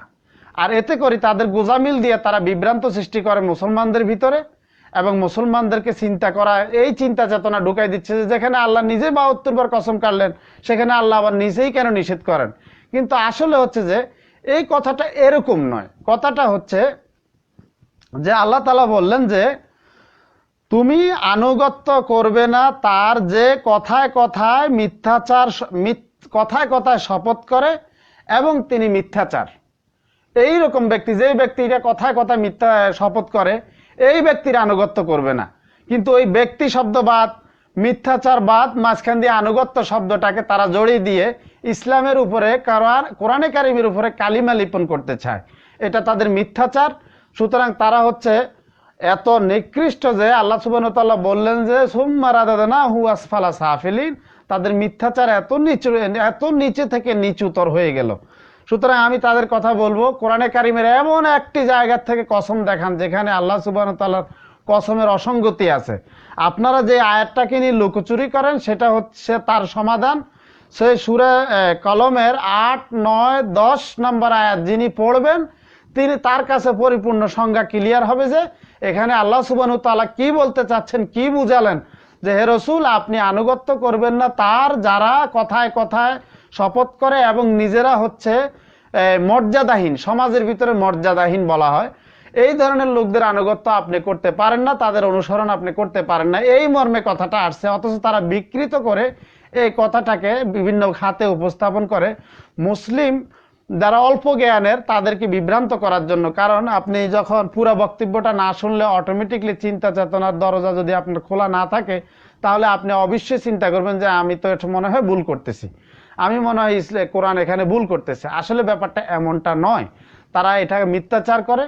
সুতরাং তাদেরকে আমি বলবো, কোনো নাস্তিক ভাই যদি অ্যাড হতে চান তাহলে আসুন, আমার সাথে কোরআনে কারিমের কোন জায়গায় কত নম্বর আয়াতে শপথ করছে, কি কারণে হয়েছে আপনি আমাকে বলেন।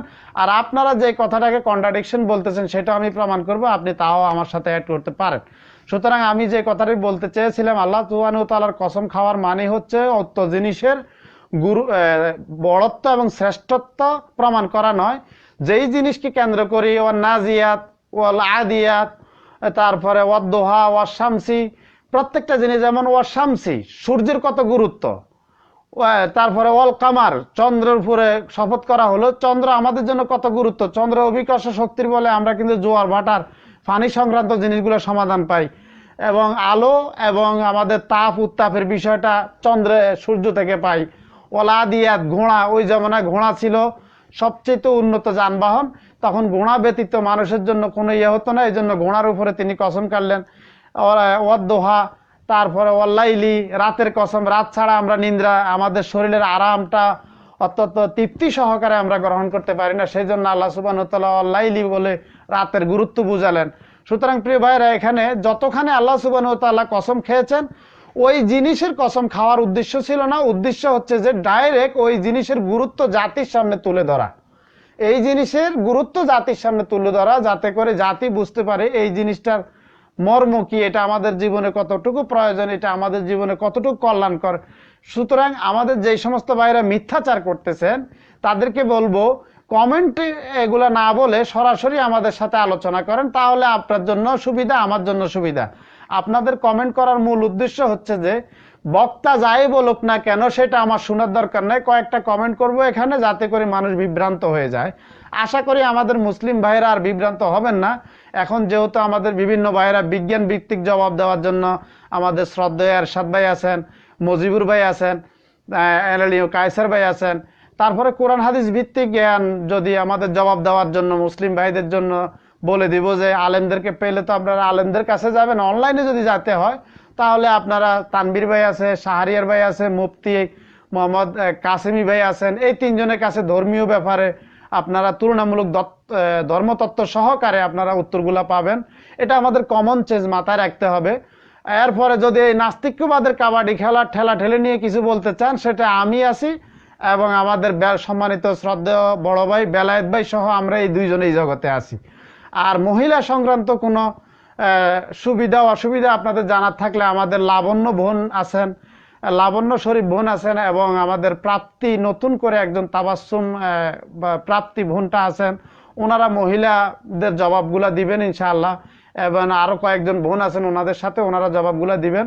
আর আমাদের সকলের একটা কমন চেঞ্জ থাকতে হবে, যেটা আমরা একজন ডাক্তার বাছাই করার সময় আমি দেখি আমার রোগটা কি, আমার জ্বর, এই ক্ষেত্রে আমি ক্যান্সারের ডাক্তারের কাছে যাই না।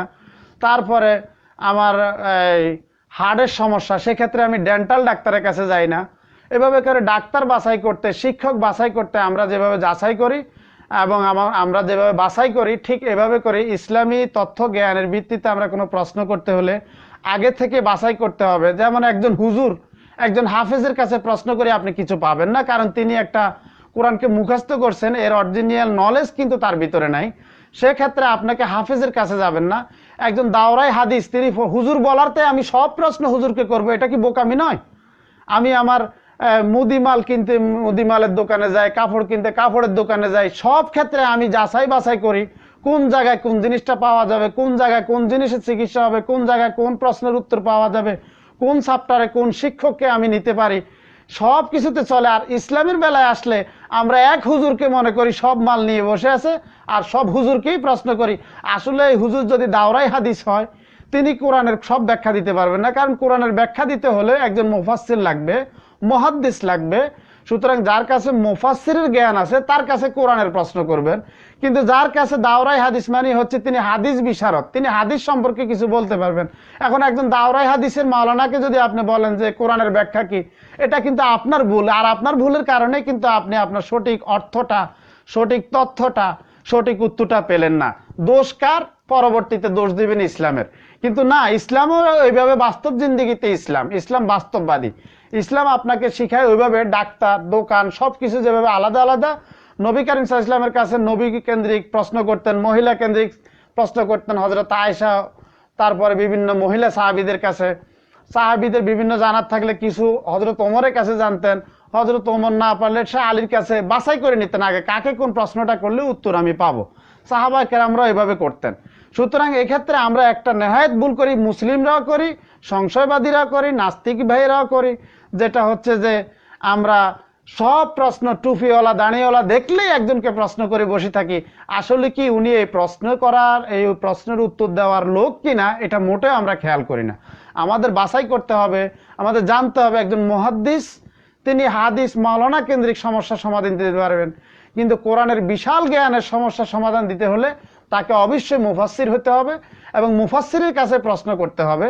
আমরা আপনাকে জাস্ট প্যারাসিটামল ট্রিটমেন্ট দিতে পারি, কিন্তু অ্যান্টিবায়োটিক ট্রিটমেন্টগুলো একজন আলেমই দিতে পারবে।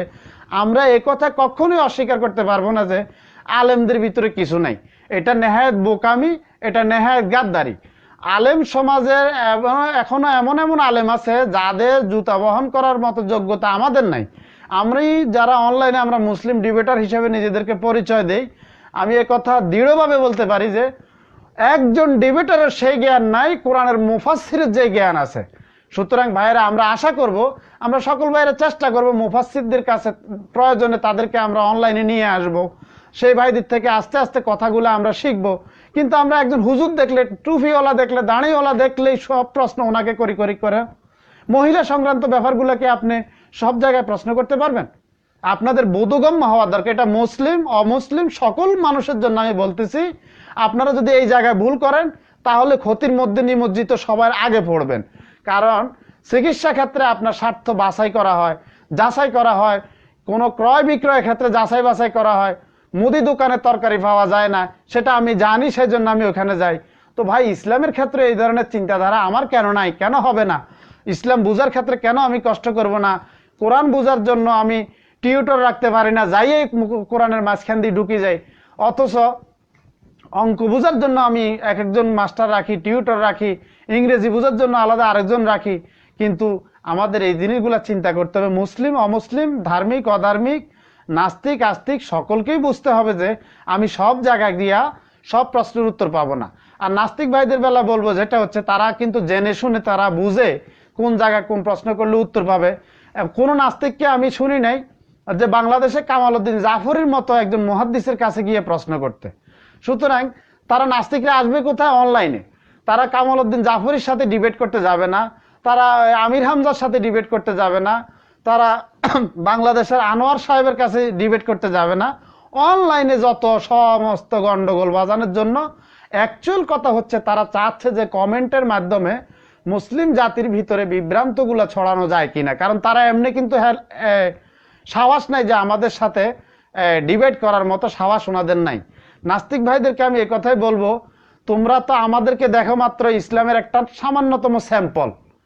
আমাদের যে গোটাউনে যে মাল আছে, অর্থাৎ কামাল উদ্দিন জাফরি শ্রেণীর যে সমস্ত আলেম আছে, তাদের কাছে তোমরা তো তুচ্ছ এবং নগণ্য না। তোমরা যে এখানে কোন উদ্দেশ্য নিয়ে আসো সেটা আমি কিন্তু ভালো করেই জানি। আর আমি এটা বিগত 2.5 বছর তোমাদের সাথে থাকার কারণে এই ব্যাপারে আমার ভালো নলেজ আছে যে তোমাদের উদ্দেশ্য এবং লক্ষ্য কি কারণে কি প্রশ্ন করো সেটা আমি জানি। আমাদের এমন অনলাইনে আমরা যে ভিডিও আপলোড দিয়েছি সমস্ত প্রশ্নের জবাব অনলাইনে আছে। যদি আন্তরিক মন মানসিকতা থাকে তাহলে আপনি অনলাইন থেকে, আপনি যদি দাসী সম্পর্কে জানতে হয়, দাসী লেখে তো এখানে আমাদের আলেমদের অসংখ্য বক্তব্য আছে, সেখানে কিন্তু আপনার কোনো মাথা কামানি নাই, আসবে না। কারণ এটা হচ্ছে আপনার পক্ষপাতিত্ব। বিদ্বেষবাদিতার কারণে। কারণ আপনার যদি অবশ্যই যদি ভালো কিছু থাকতো জানা, তাহলে আপনি ভালো জানার উদ্দেশ্য থাকলে অবশ্যই আপনি অনলাইনে চার্জ দেন, গুগলে চার্জ দেন, সেখানে দাসী সংক্রান্ত সবকিছু আছে, হুর সম্পর্কে সবকিছু আছে। জীবনে আপনার জীবনে যত প্রশ্ন আছে সবগুলো জবাব দেওয়া আছে। অদূর ভবিষ্যতে যে সমস্ত প্রশ্ন আসবে সেগুলোরও কাউন্ট করা আছে। কিন্তু আপনাদের মাথা এতটুকু নিম্ন, এতটুকু হীন যে আপনারা এখানে বিভ্রান্ত ছড়ানোর জন্য আসতেছেন। সুতরাং আপনাদেরকে বলবো, মানবিকতা যদি থাকে তাহলে মুসলমানদের কাছে আছে, আর অমানবিকতা যদি, সর্বোচ্চ অমানবিকতা যদি থাকে সেটা নাস্তিকদের কাছে আছে। আর এ ব্যাপারে যদি কোনো ডাউট থাকে আমার কাছে আসেন, আমি ইনশাআল্লাহ প্রমাণ করে দেব যে নাস্তিক্যবাদ এই পৃথিবীর সবচেয়ে নিকৃষ্ট এবং নিম্নতম একটি মতবাদ। সুতরাং আমি সকলের কাছে উদাত্ত আহ্বান করব যে আস্তিক নাস্তিক মাস্তিক যা কিছু আছে অবস্থা বুঝে ব্যবস্থা নিন, অবস্থার আলোকে ব্যবস্থা নিতে হবে। আপনি যা মন চায় তা করলে কখনো সমাধান আসবে না। আর নাস্তিকদের একটা কথা হচ্ছে, তারা কোনোদিন সমাধান চায়ও না, দিতেও পারবে না, দিবেও না। সারা বছর প্রশ্ন করবে, সারা বছর প্রশ্নের আলোকে তারা বিভ্রান্ত ছড়াবে, এই ছাড়া নাস্তিকদের অন্য কোনো কাজ নাই। সুতরাং আমি এখানে আজকে ওয়াল আসর এবং দুইটা আয়াতের ব্যাখ্যা দিলাম মোটামুটি ভাবে, পরিপূর্ণ না, আর বাকিটা আসবে ডিবেটের মাধ্যমে। ওয়াল আসর আর ইন্নাল ইনসানা লাফি খুসর। আর যে মেইন আয়াতটা যদি আমি যাই, ইল্লাল্লাযিনা আমানু ওয়া আমিলুস সলিহাতিতে গেলে আমার 2 ঘন্টা সময় লাগবে। কারণ আমি যে গবেষণা করে দেখছি যে আয়াতের এত ব্যাখ্যা, এত বিশ্লেষণ, যে মানব জাতির উদ্ধারের জন্য 4টি শব্দে এনাফ। ইল্লাল্লাযিনা আমানু ওয়া আমিলুস সলিহাতি ওয়া তাওয়াসাউ বিল হাক্কি ওয়া তাওয়াসাউ বিস সবর। এই 4টি শব্দ মানব জাতির জন্য, পৃথিবীবাসীর জন্য, পৃথিবীবাসীর মুক্তির জন্য, এই পৃথিবীবাসীর কল্যাণের জন্য এই 4টি শব্দই এনাফ। আল্লামা ইমাম শাফি রহমতুল্লাহ আলাইহি বলেছেন, গোটা কোরআন শরীফ যদি কেউ নাও পড়ে, অন্তত পক্ষে সূরা আল আসর যদি পড়ে এবং ভালো মতো আমল করে, এই ব্যক্তিটার দুনিয়া এবং আখেরাতের কল্যাণের জন্য এটাই এনাফ। এটার নামই সূরা আল আসর। সুতরাং এই সূরা আল আসরের মূল ব্যাখ্যা আমি দিতে গেলে আমার সময় লাগবে 5 ঘন্টা। আমি এবার নাস্তিক ভাইদের সাথে ডিবেটে যাচ্ছি। আপনারা ইনশাআল্লাহ এবার যুক্ত হন। কে কে যুক্ত হবেন? নাস্তিক লেখেন আমি নাস্তিক বা সংশয়বাদী, তাহলে আপনি অবশ্যই যুক্ত হতে পারবেন। আর যদি নাস্তিক মাস্তিক না হন তাহলে আপনার লেখার দরকার নাই, আপনি অ্যাড হওয়ার দরকার নাই। মুসলিম মুসলিম লিখবে, নাস্তিক নাস্তিক লিখবে, এটাই বাস। আমার ডিবেটের সিস্টেমে এটা। এবার আপনার ভালো লাগুক না লাগুক সেটা আপনার ব্যাপার। আমার ডিবেটে যদি আপনি আসতে চান, নিচে লেখেন আমি নাস্তিক বা সংশয়বাদী, তাহলে অবশ্যই আপনি যুক্ত হতে পারবেন। এছাড়া যুক্ত হওয়ার কোনো সুযোগ নেই।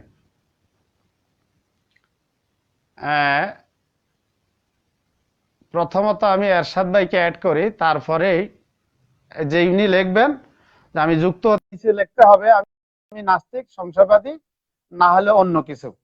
যেটা মুসলিম হলে মুসলিম, হিন্দু ধর্মের লোক হলে আমি ওনাকে সম্মান করি। সুতরাং রাকিবুল ইসলাম, আপনার আমরা মিথ্যা বললে আপনি ধরাই দেন, আপনি ডিবেটে আসেন, লেখেন আপনি নাস্তিক সংশয়বাদী, তাহলে অবশ্যই আমি আপনার সাথে আলোচনা করতে 100% আগ্রহী। সূরা কি জানি বলে, জামশেদ আহমেদ, আমি মনে করি জাম আহম্মক, উনি হচ্ছে জাম আহম্মক। কারণ ওনার যদি নিম্নতম বিবেক থাকতো এতক্ষণের বক্তব্যগুলো উনি আসলে শুনে নাই, বিভ্রান্ত ছড়ানোর জন্য উনি ওই কমেন্ট লেখাতে ব্যস্ত ছিলেন। সুতরাং আমি বলবো, এরশাদ ভাই কি যুক্ত হতে পারবেন? আপনি যুক্ত হলে আমি আপনাকে এডিটিং করছি, আপনি যুক্ত হতে চাইলে যুক্ত হতে পারেন। হ্যাঁ, জাম আহম্মক, আপনি লেখেন আমি নাস্তিক, তাহলে আমি আপনাকে অ্যাড করব।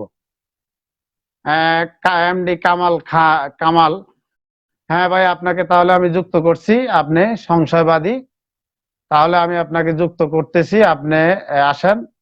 আমার ডিবেটের সিস্টেম গুলো সবাই জানে, আপনিও জানবেন, সেভাবেই ডিবেট করবেন। তবে আজকের আলোচনার বিষয় হচ্ছে শপথ। এই শপথের উপরে আপনি কথা বলবেন। আপনি অ্যাড হন, আমি আপনাকে অ্যাড রিকোয়েস্ট পাঠিয়েছি।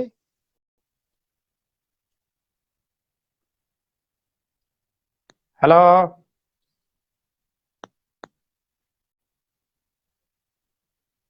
হ্যালো, আমার কথা কি শুনতে পাচ্ছেন ভাই?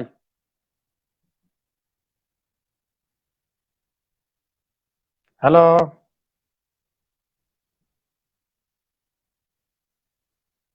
হ্যালো, আপনি কি শুনতে পাচ্ছেন ভাই? আপনার তো আওয়াজ শুনতে পারতেছি না আমি। আমাদের আওয়াজটা কি আপনারা শুনতে পারতেছেন নাকি?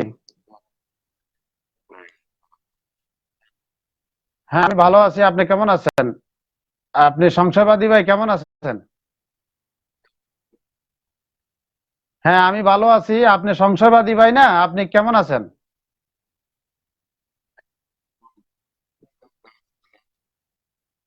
আপনার নেটের সমস্যা, আপনার নেটের সমস্যা। হ্যাঁ, আপনার কথা শোনা যাচ্ছে না।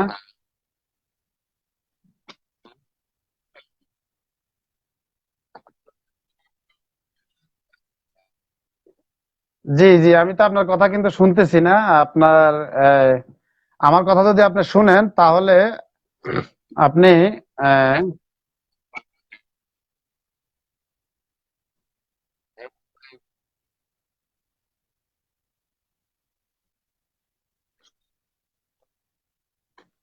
আপনার কথা কিন্তু আমি শুনতে পারতেছি না।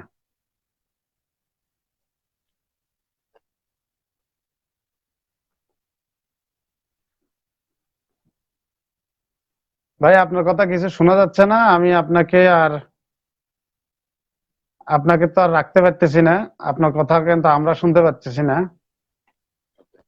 কি বলুন, আমি এটা শুনতে পাচ্ছি, আপনার কথা তো ক্লিয়ার, একেবারে ক্লিয়ার হ্যাঁ, শোনা এখন যাচ্ছে। আপনার কথা ক্লিয়ার। এখন আপনার কথা ক্লিয়ার শোনা যাচ্ছে। ভাই, আপনি সংশয়বাদী নাকি? হ্যাঁ, আপনি না কোন ভাই, ধর্ম থেকে সংশয়বাদী ভাই? জি, আপনি আমি কোন ধর্ম থেকে ইসলাম ধর্ম সংশয়বাদী? থেকে। ইসলাম ধর্ম থেকে। ইসলাম ধর্ম থেকে তো ইসলাম ধর্ম সবকিছু পড়াশোনার পরে তো আপনার কাছে সন্দেহ না, জাগছে নাকি? না, আমি তো সব না এক পড়লে হুজুর, সন্দেহ আপনি কিভাবে অনুমান করলেন যে আপনি পড়েন নাই? না, আমি এক হুজুরের সাথে আলাপ করলাম কি যে যদি কোনো বিধর্মী যদি মুসলমান বানান যায় তাহলে কি সোয়াব আছে। বললো কি হ্যাঁ, একবারে একসাথে সব বেহেশতে যাবে। ঠিক পাইছেন? তারপরে আমি, না, না, কোনো কোনো মুসলমানের দায়িত্ব না যে আপনাকে, শোনেন শোনেন, কোনো মুসলমানের হ্যাঁ, দায়িত্ব না আপনাকে মুসলমান বানানো। হ্যাঁ, হ্যাঁ, আপনাকে আপনাকে কোরআন হাদিসের সুন্দরতা প্রচার করবে। আপনার ভালো লাগলে ইসলাম গ্রহণ করবেন। হেদায়েত আল্লাহর হাতে। এটা হলো ইসলামের সংজ্ঞা। আপনি হ্যাঁ, যেটা জানছেন সেটা ভুল। তারপরে যদি কোনো আমার মুসলমান কথা মতো, আপনাকে হ্যাঁ, মুসলমান বানাতে পারবে না। আমার এখন কথা আমি মতো আপনাকে যদি কেউ, প্রশ্ন করতেছি সেটা উত্তর দিবেন কি? হ্যাঁ বলেন, আপনার আহ, ইসলাম ধর্ম থেকে আসছেন, ঠিক আছে। এখন আপনি সংশয়বাদী, তাও ঠিক আছে। হ্যাঁ, আপনার প্রশ্ন হ্যাঁ উত্তর বলেন, পর্বে যাওয়ার আগে সেটা হচ্ছে যে আজকের বিষয় হচ্ছে কোরআনে হ্যাঁ, কারিমে শপথের ব্যাপারে নাস্তিক ভাইয়েরা বিভ্রান্ত ছড়াচ্ছে আমরা মনে করি। সেক্ষেত্রে আপনার যেহেতু প্রশ্ন করতে হবে শপথের ব্যাপারে। হ্যাঁ, যে হ্যাঁ, আল্লাহ সুবহানাহু ওয়া তাআলা এই কন্ট্রাডিকশন মূলক কথা কেন বললেন? সূরা মুলকের 10 নম্বর আয়াতে এক ধরনের কথা, আবার সূরা মুলকে অন্যান্য জায়গায় 72 বার শপথ করলেন, সেটা অন্য কথা। তো আমরা এই ব্যাপারটাতে আমরা করব যে সংশয়বাদী হলে, আমার কথা হচ্ছে সংশয়বাদী তো আপনি তখন হতে পারবেন যখন আপনি পুরা ইসলাম বুঝার পরেই, পুরো ব্যাপারটা জানার পরে আপনি বুঝছেন যে না, এখানে ভেজাল আছে। না পড়ে কিভাবে আপনি সংশয়বাদী হলেন? কিন্তু মিথ্যে কথা বলে বলেই তো এখন আমার আর কি ওইটা ভালো লাগে না তেমন একটা। ঠিক পাইছেন? অবশ্যই আপনি তাহলে ইসলাম, তাহলে ইসলাম অবশ্যই ধর্ম আপনি, খালি মিথ্যা কথা বলে। ঠিক পাইছেন? ওকে, ওকে, ওকে, আমি মানলাম। এখন আপনি আমাকে আপনি বলেন, আপনি মিথ্যে কি কথা পুরা কেন কোরআন বলেন? হাদিস পড়ছেন? না, কোরআন হাদিস পুরাটা না পড়লে সত্যের সঙ্গে আপনি কিভাবে বুঝছেন? এই যে তো আমি বলতে চাচ্ছি আপনার কাছে। আচ্ছা ভাই, আমি আপনি তো বলতে স্বাভাবিকভাবে যেহেতু সংশয়বাদী ছিলেন এত বছর, আপনার ছবিতে একটা দাঁড়িয়েওয়ালা ছবিও লাগানো আছে মনে হয় এলো সম্ভবত। এলো আমার, হ্যাঁ, এলো আমার আগের ছবি। ঠিক পাইছেন? আচ্ছা, আগের ছবি, যাই হোক। এখন আমার কথা হচ্ছে যে আপনি যে ইসলাম সম্পর্কে জানছেন, নামাজও পড়ছেন এক সময়, সেক্ষেত্রে হ্যাঁ, আমাকে কি একটু বলবেন ইসলাম মানে কি? আপনি তো জানতেন, আগে যেভাবে জানতেন, ইসলাম মানে কি বুঝতেন আপনি? ইসলাম মানে শান্তি। এই তো বুঝছি এবার। আচ্ছা বলেন তো ভাই, আল্লাহ আল্লাহ বলি তো আপনি 5 ওয়াক্ত নামাজ পড়ছেন, আজান দেয়াইছেন, আজান দিয়েছেন, সমাজে কাজ করছেন, আল্লাহ মানে কি? আল্লাহ মানে কি? আল্লাহ মানে আল্লাহ। আচ্ছা, আচ্ছা, আচ্ছা, বুঝছি। ভাই, ওই দোয়ায় কুনুত টুনুত তো আমি বলি না। আপনি বলেন তো দেখি, আপনি কোরআনে আপনি আমার কথা কারিমের, শুনেন আগে, আমার না, কথা না, শুনেন। আমি আপনাকে গ্যারান্টি দিচ্ছি আপনার কথা সবগুলা শুনবো, এতে 100% শিওর। আপনি এটা গ্যারান্টি নেবেন। আমি হ্যাঁ, কাটার লোক না, আমি কাটার মাস্টার না। আমি কোনো ইয়া না যে ওই যে আব্দুল্লাহ মাসুদ কথা শেষ না করতে কাটি দিবা ফালাই যাবো। আমার নাম জেকু ভাই, সবাই চিনে। আমি হচ্ছে এই ধরনের আমার, আপনি আমার লাইভে আসছেন, আমু আপনার আমার কিছু সিস্টেম আপনাকে মানতে হবে। হ্যাঁ, আপনি যেহেতু বলছেন সংশয়বাদী, এখন আপনি না প্রমাণ করলেন যে আপনি কিন্তু পুরা ইসলাম পড়েন নাই। আর এটা আমরা জানি যে আপনি একটু আগে আবার একটা বদনামিও করছেন, সেটা হচ্ছে মিথ্যা, যে ইসলাম শুধু মিথ্যাই বলে। হ্যাঁ, হ্যাঁ, সব মিথ্যা বলে, একেবারে সব এ টু জেড। হ্যাঁ, আমি বলতেছি সব মিথ্যা, সব আপনি বলছেন যেটা সেটা বলতেছি, সব মিথ্যা বলে। তাহলে অবশ্যই আপনি কোরআন হাদিস সব কিছু পড়ার পরে সংশয়বাদী হয়ে গেছেন। আমার কথা হচ্ছে আপনি যখন সব মিথ্যাই পাইছেন তাহলে সংশয়বাদী কেন? এখন তো নাস্তিক হওয়ার কথা আপনার। না, আমি নাস্তিক পছন্দ না আমার। আমি এখনো মানে আর কি এই সংখ্যাটা দিয়ে কিছু নাস্তিক আমার তেমন একটা পছন্দ না। ঠিক তাহলে আছে, কি আমি পছন্দ আপনার এখন? পছন্দ কোনটা? সৃষ্টিকর্তা বলে একজন মানি, তাই। আর তার মানে আপনি আস্তিক, আস্তিক, আস্তিক। হ্যাঁ, আস্তিক। আচ্ছা, ওকে, এখন আপনি বলেন আস্তিকতার সংজ্ঞা কি? আপনি এখন তো আস্তিক হয়েছেন, আস্তিকতার সংজ্ঞা কি? আস্তিকতার সংখ্যা আবার কি? আস্তিকতার সংখ্যা আমি যা ভালো লাগে সেটা মুসলিমের সংজ্ঞা দেখেন, আপনি প্রথমে ভুল করছেন। ইসলাম মানে শান্তি, এমন একটি আয়াত একটা হাদিস আপনি দেখাইতে পারবেন না ইসলাম মানে শান্তি। আপনি ওখানে মিথ্যাচার করছেন। তারপরে আপনাকে জিজ্ঞেস করছি আল্লাহ মানে কি, আপনি বললেন যে আল্লাহ মানে আল্লাহ। তো আল্লাহ মানে আল্লাহ যদি হয় তাহলে আর আমি বাংলা ভাষায় কোরআন পড়ার দরকার কি? আপনি এখানেও 2 নম্বরই করছেন। এবং আপনাকে যদি এখন আমি জিজ্ঞেস করি যে আপনি বলেন তো কোরআনে কারিম যেহেতু আপনার কাছে মিথ্যা মনে হয়েছে, কোরআনে কারিমের শুরুতে লেখা আছে জালিকাল কিতাব, জালিকাটা আপনি কি বুঝছেন বলেন? আমি কোরআনের কথা বলি নাই কি ইসলাম মানে মিথ্যা বলছেন। কোরআন এবং হাদিসের মিলে সমন্বয় কিন্তু ইসলাম, ইসলামের বাইরে না। আমি আমি এখন ওইটা আমাকে বলি নাই। আপনি বলেন, আমাকে আপনি বলেন আমি জালিকা ওইটা মানে বলি কি? নাই তো। আপনি একটু আপনি থামবেন বলছেন তো। আমি ওইটা বলি নাই। আমি বলছি কি যে ইসলাম ভিতর মিথ্যা কথা বলে। হ্যাঁ, হ্যাঁ, একেবারে হ্যাঁ, পুরা ইসলাম খারাপ, এই জন্য তো আপনি লোক বাইরে গেছেন। এখন পুরা ইসলাম হ্যাঁ, খারাপ লোক দেখে তো আপনি লোক বাইরে গেছেন। আমি এখন আপনাকে জিজ্ঞেস না, করতেছি, না, আমি তো খারাপ বলি নাই তো। আমি কি বলছি আপনি আপনি বলছেন মিথ্যা ইসলাম মানে মুসলমান মানে ইসলাম মানে মিথ্যা মিথ্যা কথা বলে। বলে। হ্যাঁ, তো এটা খারাপ, মিথ্যা মিথ্যা বলে, মানেই তো খারাপ। ও তাহলে মিথ্যা আপনার কাছে খারাপ না?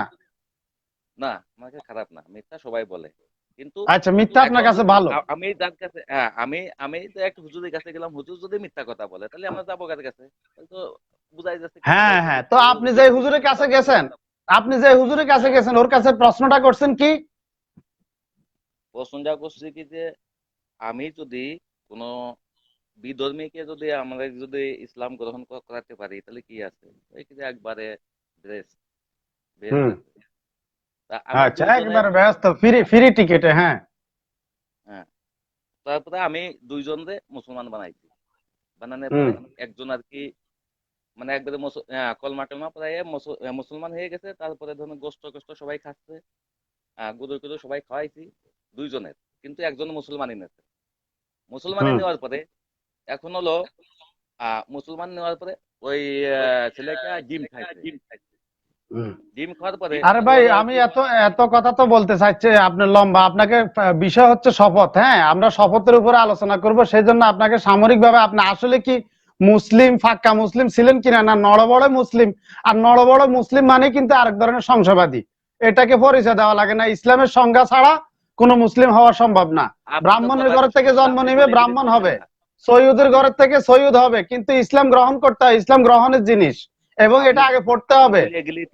বলে গেলে তো হবে নিয়ে কথাটা হ্যাঁ, আপনি, শুনতে তো আমি হবে আপনি। বইলে গেলে হবে না, আমি তো আপনাকে প্রমাণ দিচ্ছি। আপনার শুরুতে মিথ্যা কথা বলছেন যে ইসলাম মানে হচ্ছে শান্তি। কোথায় লেখা আছে মিথ্যা কথা দেখান? বলতেছে। আপনি দেখেন কোথায় আছে লেখা ইসলাম মানে শান্তি, কোন জায়গায় আছে দেখান। আপনিই বলেন। আমি কেন বলবো? আপনি তো সব বুঝি শুনি সংশয়বাদী হয়েছেন। তো এখন আপনি বলেন আমি ইসলাম মানে শান্তি, এটা কোথায় লেখা আছে বলেন? আমি আমি কি বলেছি কি যে আমি সব বুঝে শুনে মুসলমান হয়েছি, সংসারবাদী হয়েছি? আমি বলছি এ কথা। তাহলে সংশয়বাদীর সংজ্ঞাটা কি হয় জানেন? সেটাও জানেন না। আমি 2.5 বছর সংশয়বাদী ছিলাম, আমি জানি। আমি আপনাকে এখন একটা একটা করে দিব, আপনি কোন কোন গ্রন্থ পড়ছেন আর সংশয়বাদী হয়েছেন সেটা আমার ভালো ধারণাই আছে। আপনি পড়ছেন বেহেশতি যাওয়ার জান্নাতের লোভে, ওই হুরের লোভে। আপনি পড়ছেন মকসুদুল মমিন, আপনি পড়ছেন নুরানি নামাজ শিক্ষা। আপনি বলেন তো বুখারী শরীফের প্রথম অধ্যায় কি বলা হয় এটাকে? আমি ওসব বুখারি হাদিস থেকে আমি কিছুই পড়ি নাই। তো আমি বুখারি না পড়লে আপনি সংশয়বাদী, তো আগে থেকে আপনি অমুসলিমে হয়ে রয়েছেন। আপনি মনে করছেন ওই সৈয়দের মতো সৈয়দের ঘরে জন্ম নিছি আর আপনি সৈয়দ বংশের লোক হয়ে গেছেন। ইসলাম গ্রহণের ব্যাপার বুঝে শুনে ইকরা পড়তে হবে। ও ইকরা বিসমি রাব্বিকাল্লাযী খালাক, খালাকাল ইনসানা মিন আলাক, ইকরা ওয়া রাব্বুকাল আকরাম। এটা আপনি জানেন এর বাংলা কি বলেন? এটা তো সর্বপ্রথম কোরআনের আয়াত নাজিল হয়েছে, বাংলা কি বলেন? আমি জানি না। তা আপনি একটাও জানেন না। আপনি ইসলাম কোথায় লেখা আছে শান্তি সেটা বলেন। একজন মুসলমানের জন্য প্রথম রোজা হয় না, প্রথম নামাজ হয় না, প্রথম জাকাত হয় না, প্রথম ফরজ হচ্ছে ইকরা। কিয়ামতে হাসরের ময়দানে সর্বপ্রথম প্রশ্ন হবে ইকরা কিতাবাকা কাফা বিনাফসিকাল ইয়াউমা আলাইকা হাসিবা, সূরা বনী ইসরাইল আয়াত নম্বর 14। আপনি সেখানে দেখেন তাহলে একজন মুসলমানের শুরু হয় পড়া দিয়ে, শেষ হয় পড়া দিয়ে, তারপরে তার জীবন শেষ। আর আপনি বলতেছেন এই সর্বপ্রথম কোন আয়াত নাজিল হয়েছে এটাও জানেন না। না, তাহলে আমি আপনি পড়ি কি নাই। এবার আপনি বলেন আপনি সংশয়বাদী কেন? আমি তো মনে করি আপনি সংশয়বাদী না, আপনি এখানে সংশয়বাদীর নাম দিয়ে ঢুকছেন। আসলে আপনি অন্য কোনো বিধর্মী, অন্য কোনো ধর্মের লোক হইয়া আপনি এখানে মুসলমানদের ভিতরে বিভ্রান্ত ছড়ানোর জন্য আসি বলতেছে। একটা প্রশ্নের উত্তর আপনি দিতে পারলেন না। আচ্ছা দুরূদ ইব্রাহিমটা পড়েন আপনি, তারপরে ঠিক আছে, বাংলা বলে বলেন। দিলে তো হবে না। আপনি তো দুরূদ একটা প্রশ্ন ইব্রাহিমটা পড়েন, আপনি দুরূদ ইব্রাহিম পড়েন, আপনি দুরূদ একটা ইব্রাহিমটা বলে পড়েন আপনি খুব ভাই, দুরূদ ইব্রাহিমটা পড়েন।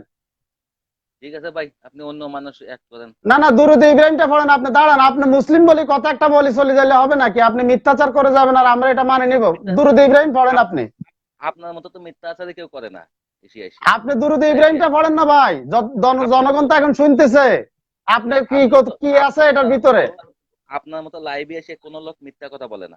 ঠিক পাইছেন? ঠিক আছে, আমি সব মিথ্যা, আপনি প্রমাণ দেন একটা। কিন্তু আপনার কথা হচ্ছে দুরূদ ইব্রাহিমটা আপনি পড়েন, আপনি মুসলিম ছিলেন।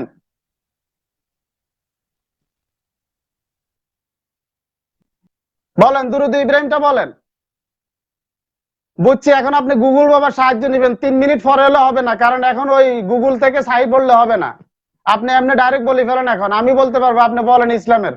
আমি বলবো আল্লাহুম্মা সাল্লি আলা মুহাম্মাদ ওয়া আলা আলি মুহাম্মাদ কামা সাল্লাইতা আলা ইব্রাহিম ওয়া আলা আলি ইব্রাহিম ইন্নাকা হামিদুম মাজিদ। আমি এবার সিরিয়ালে বলবো।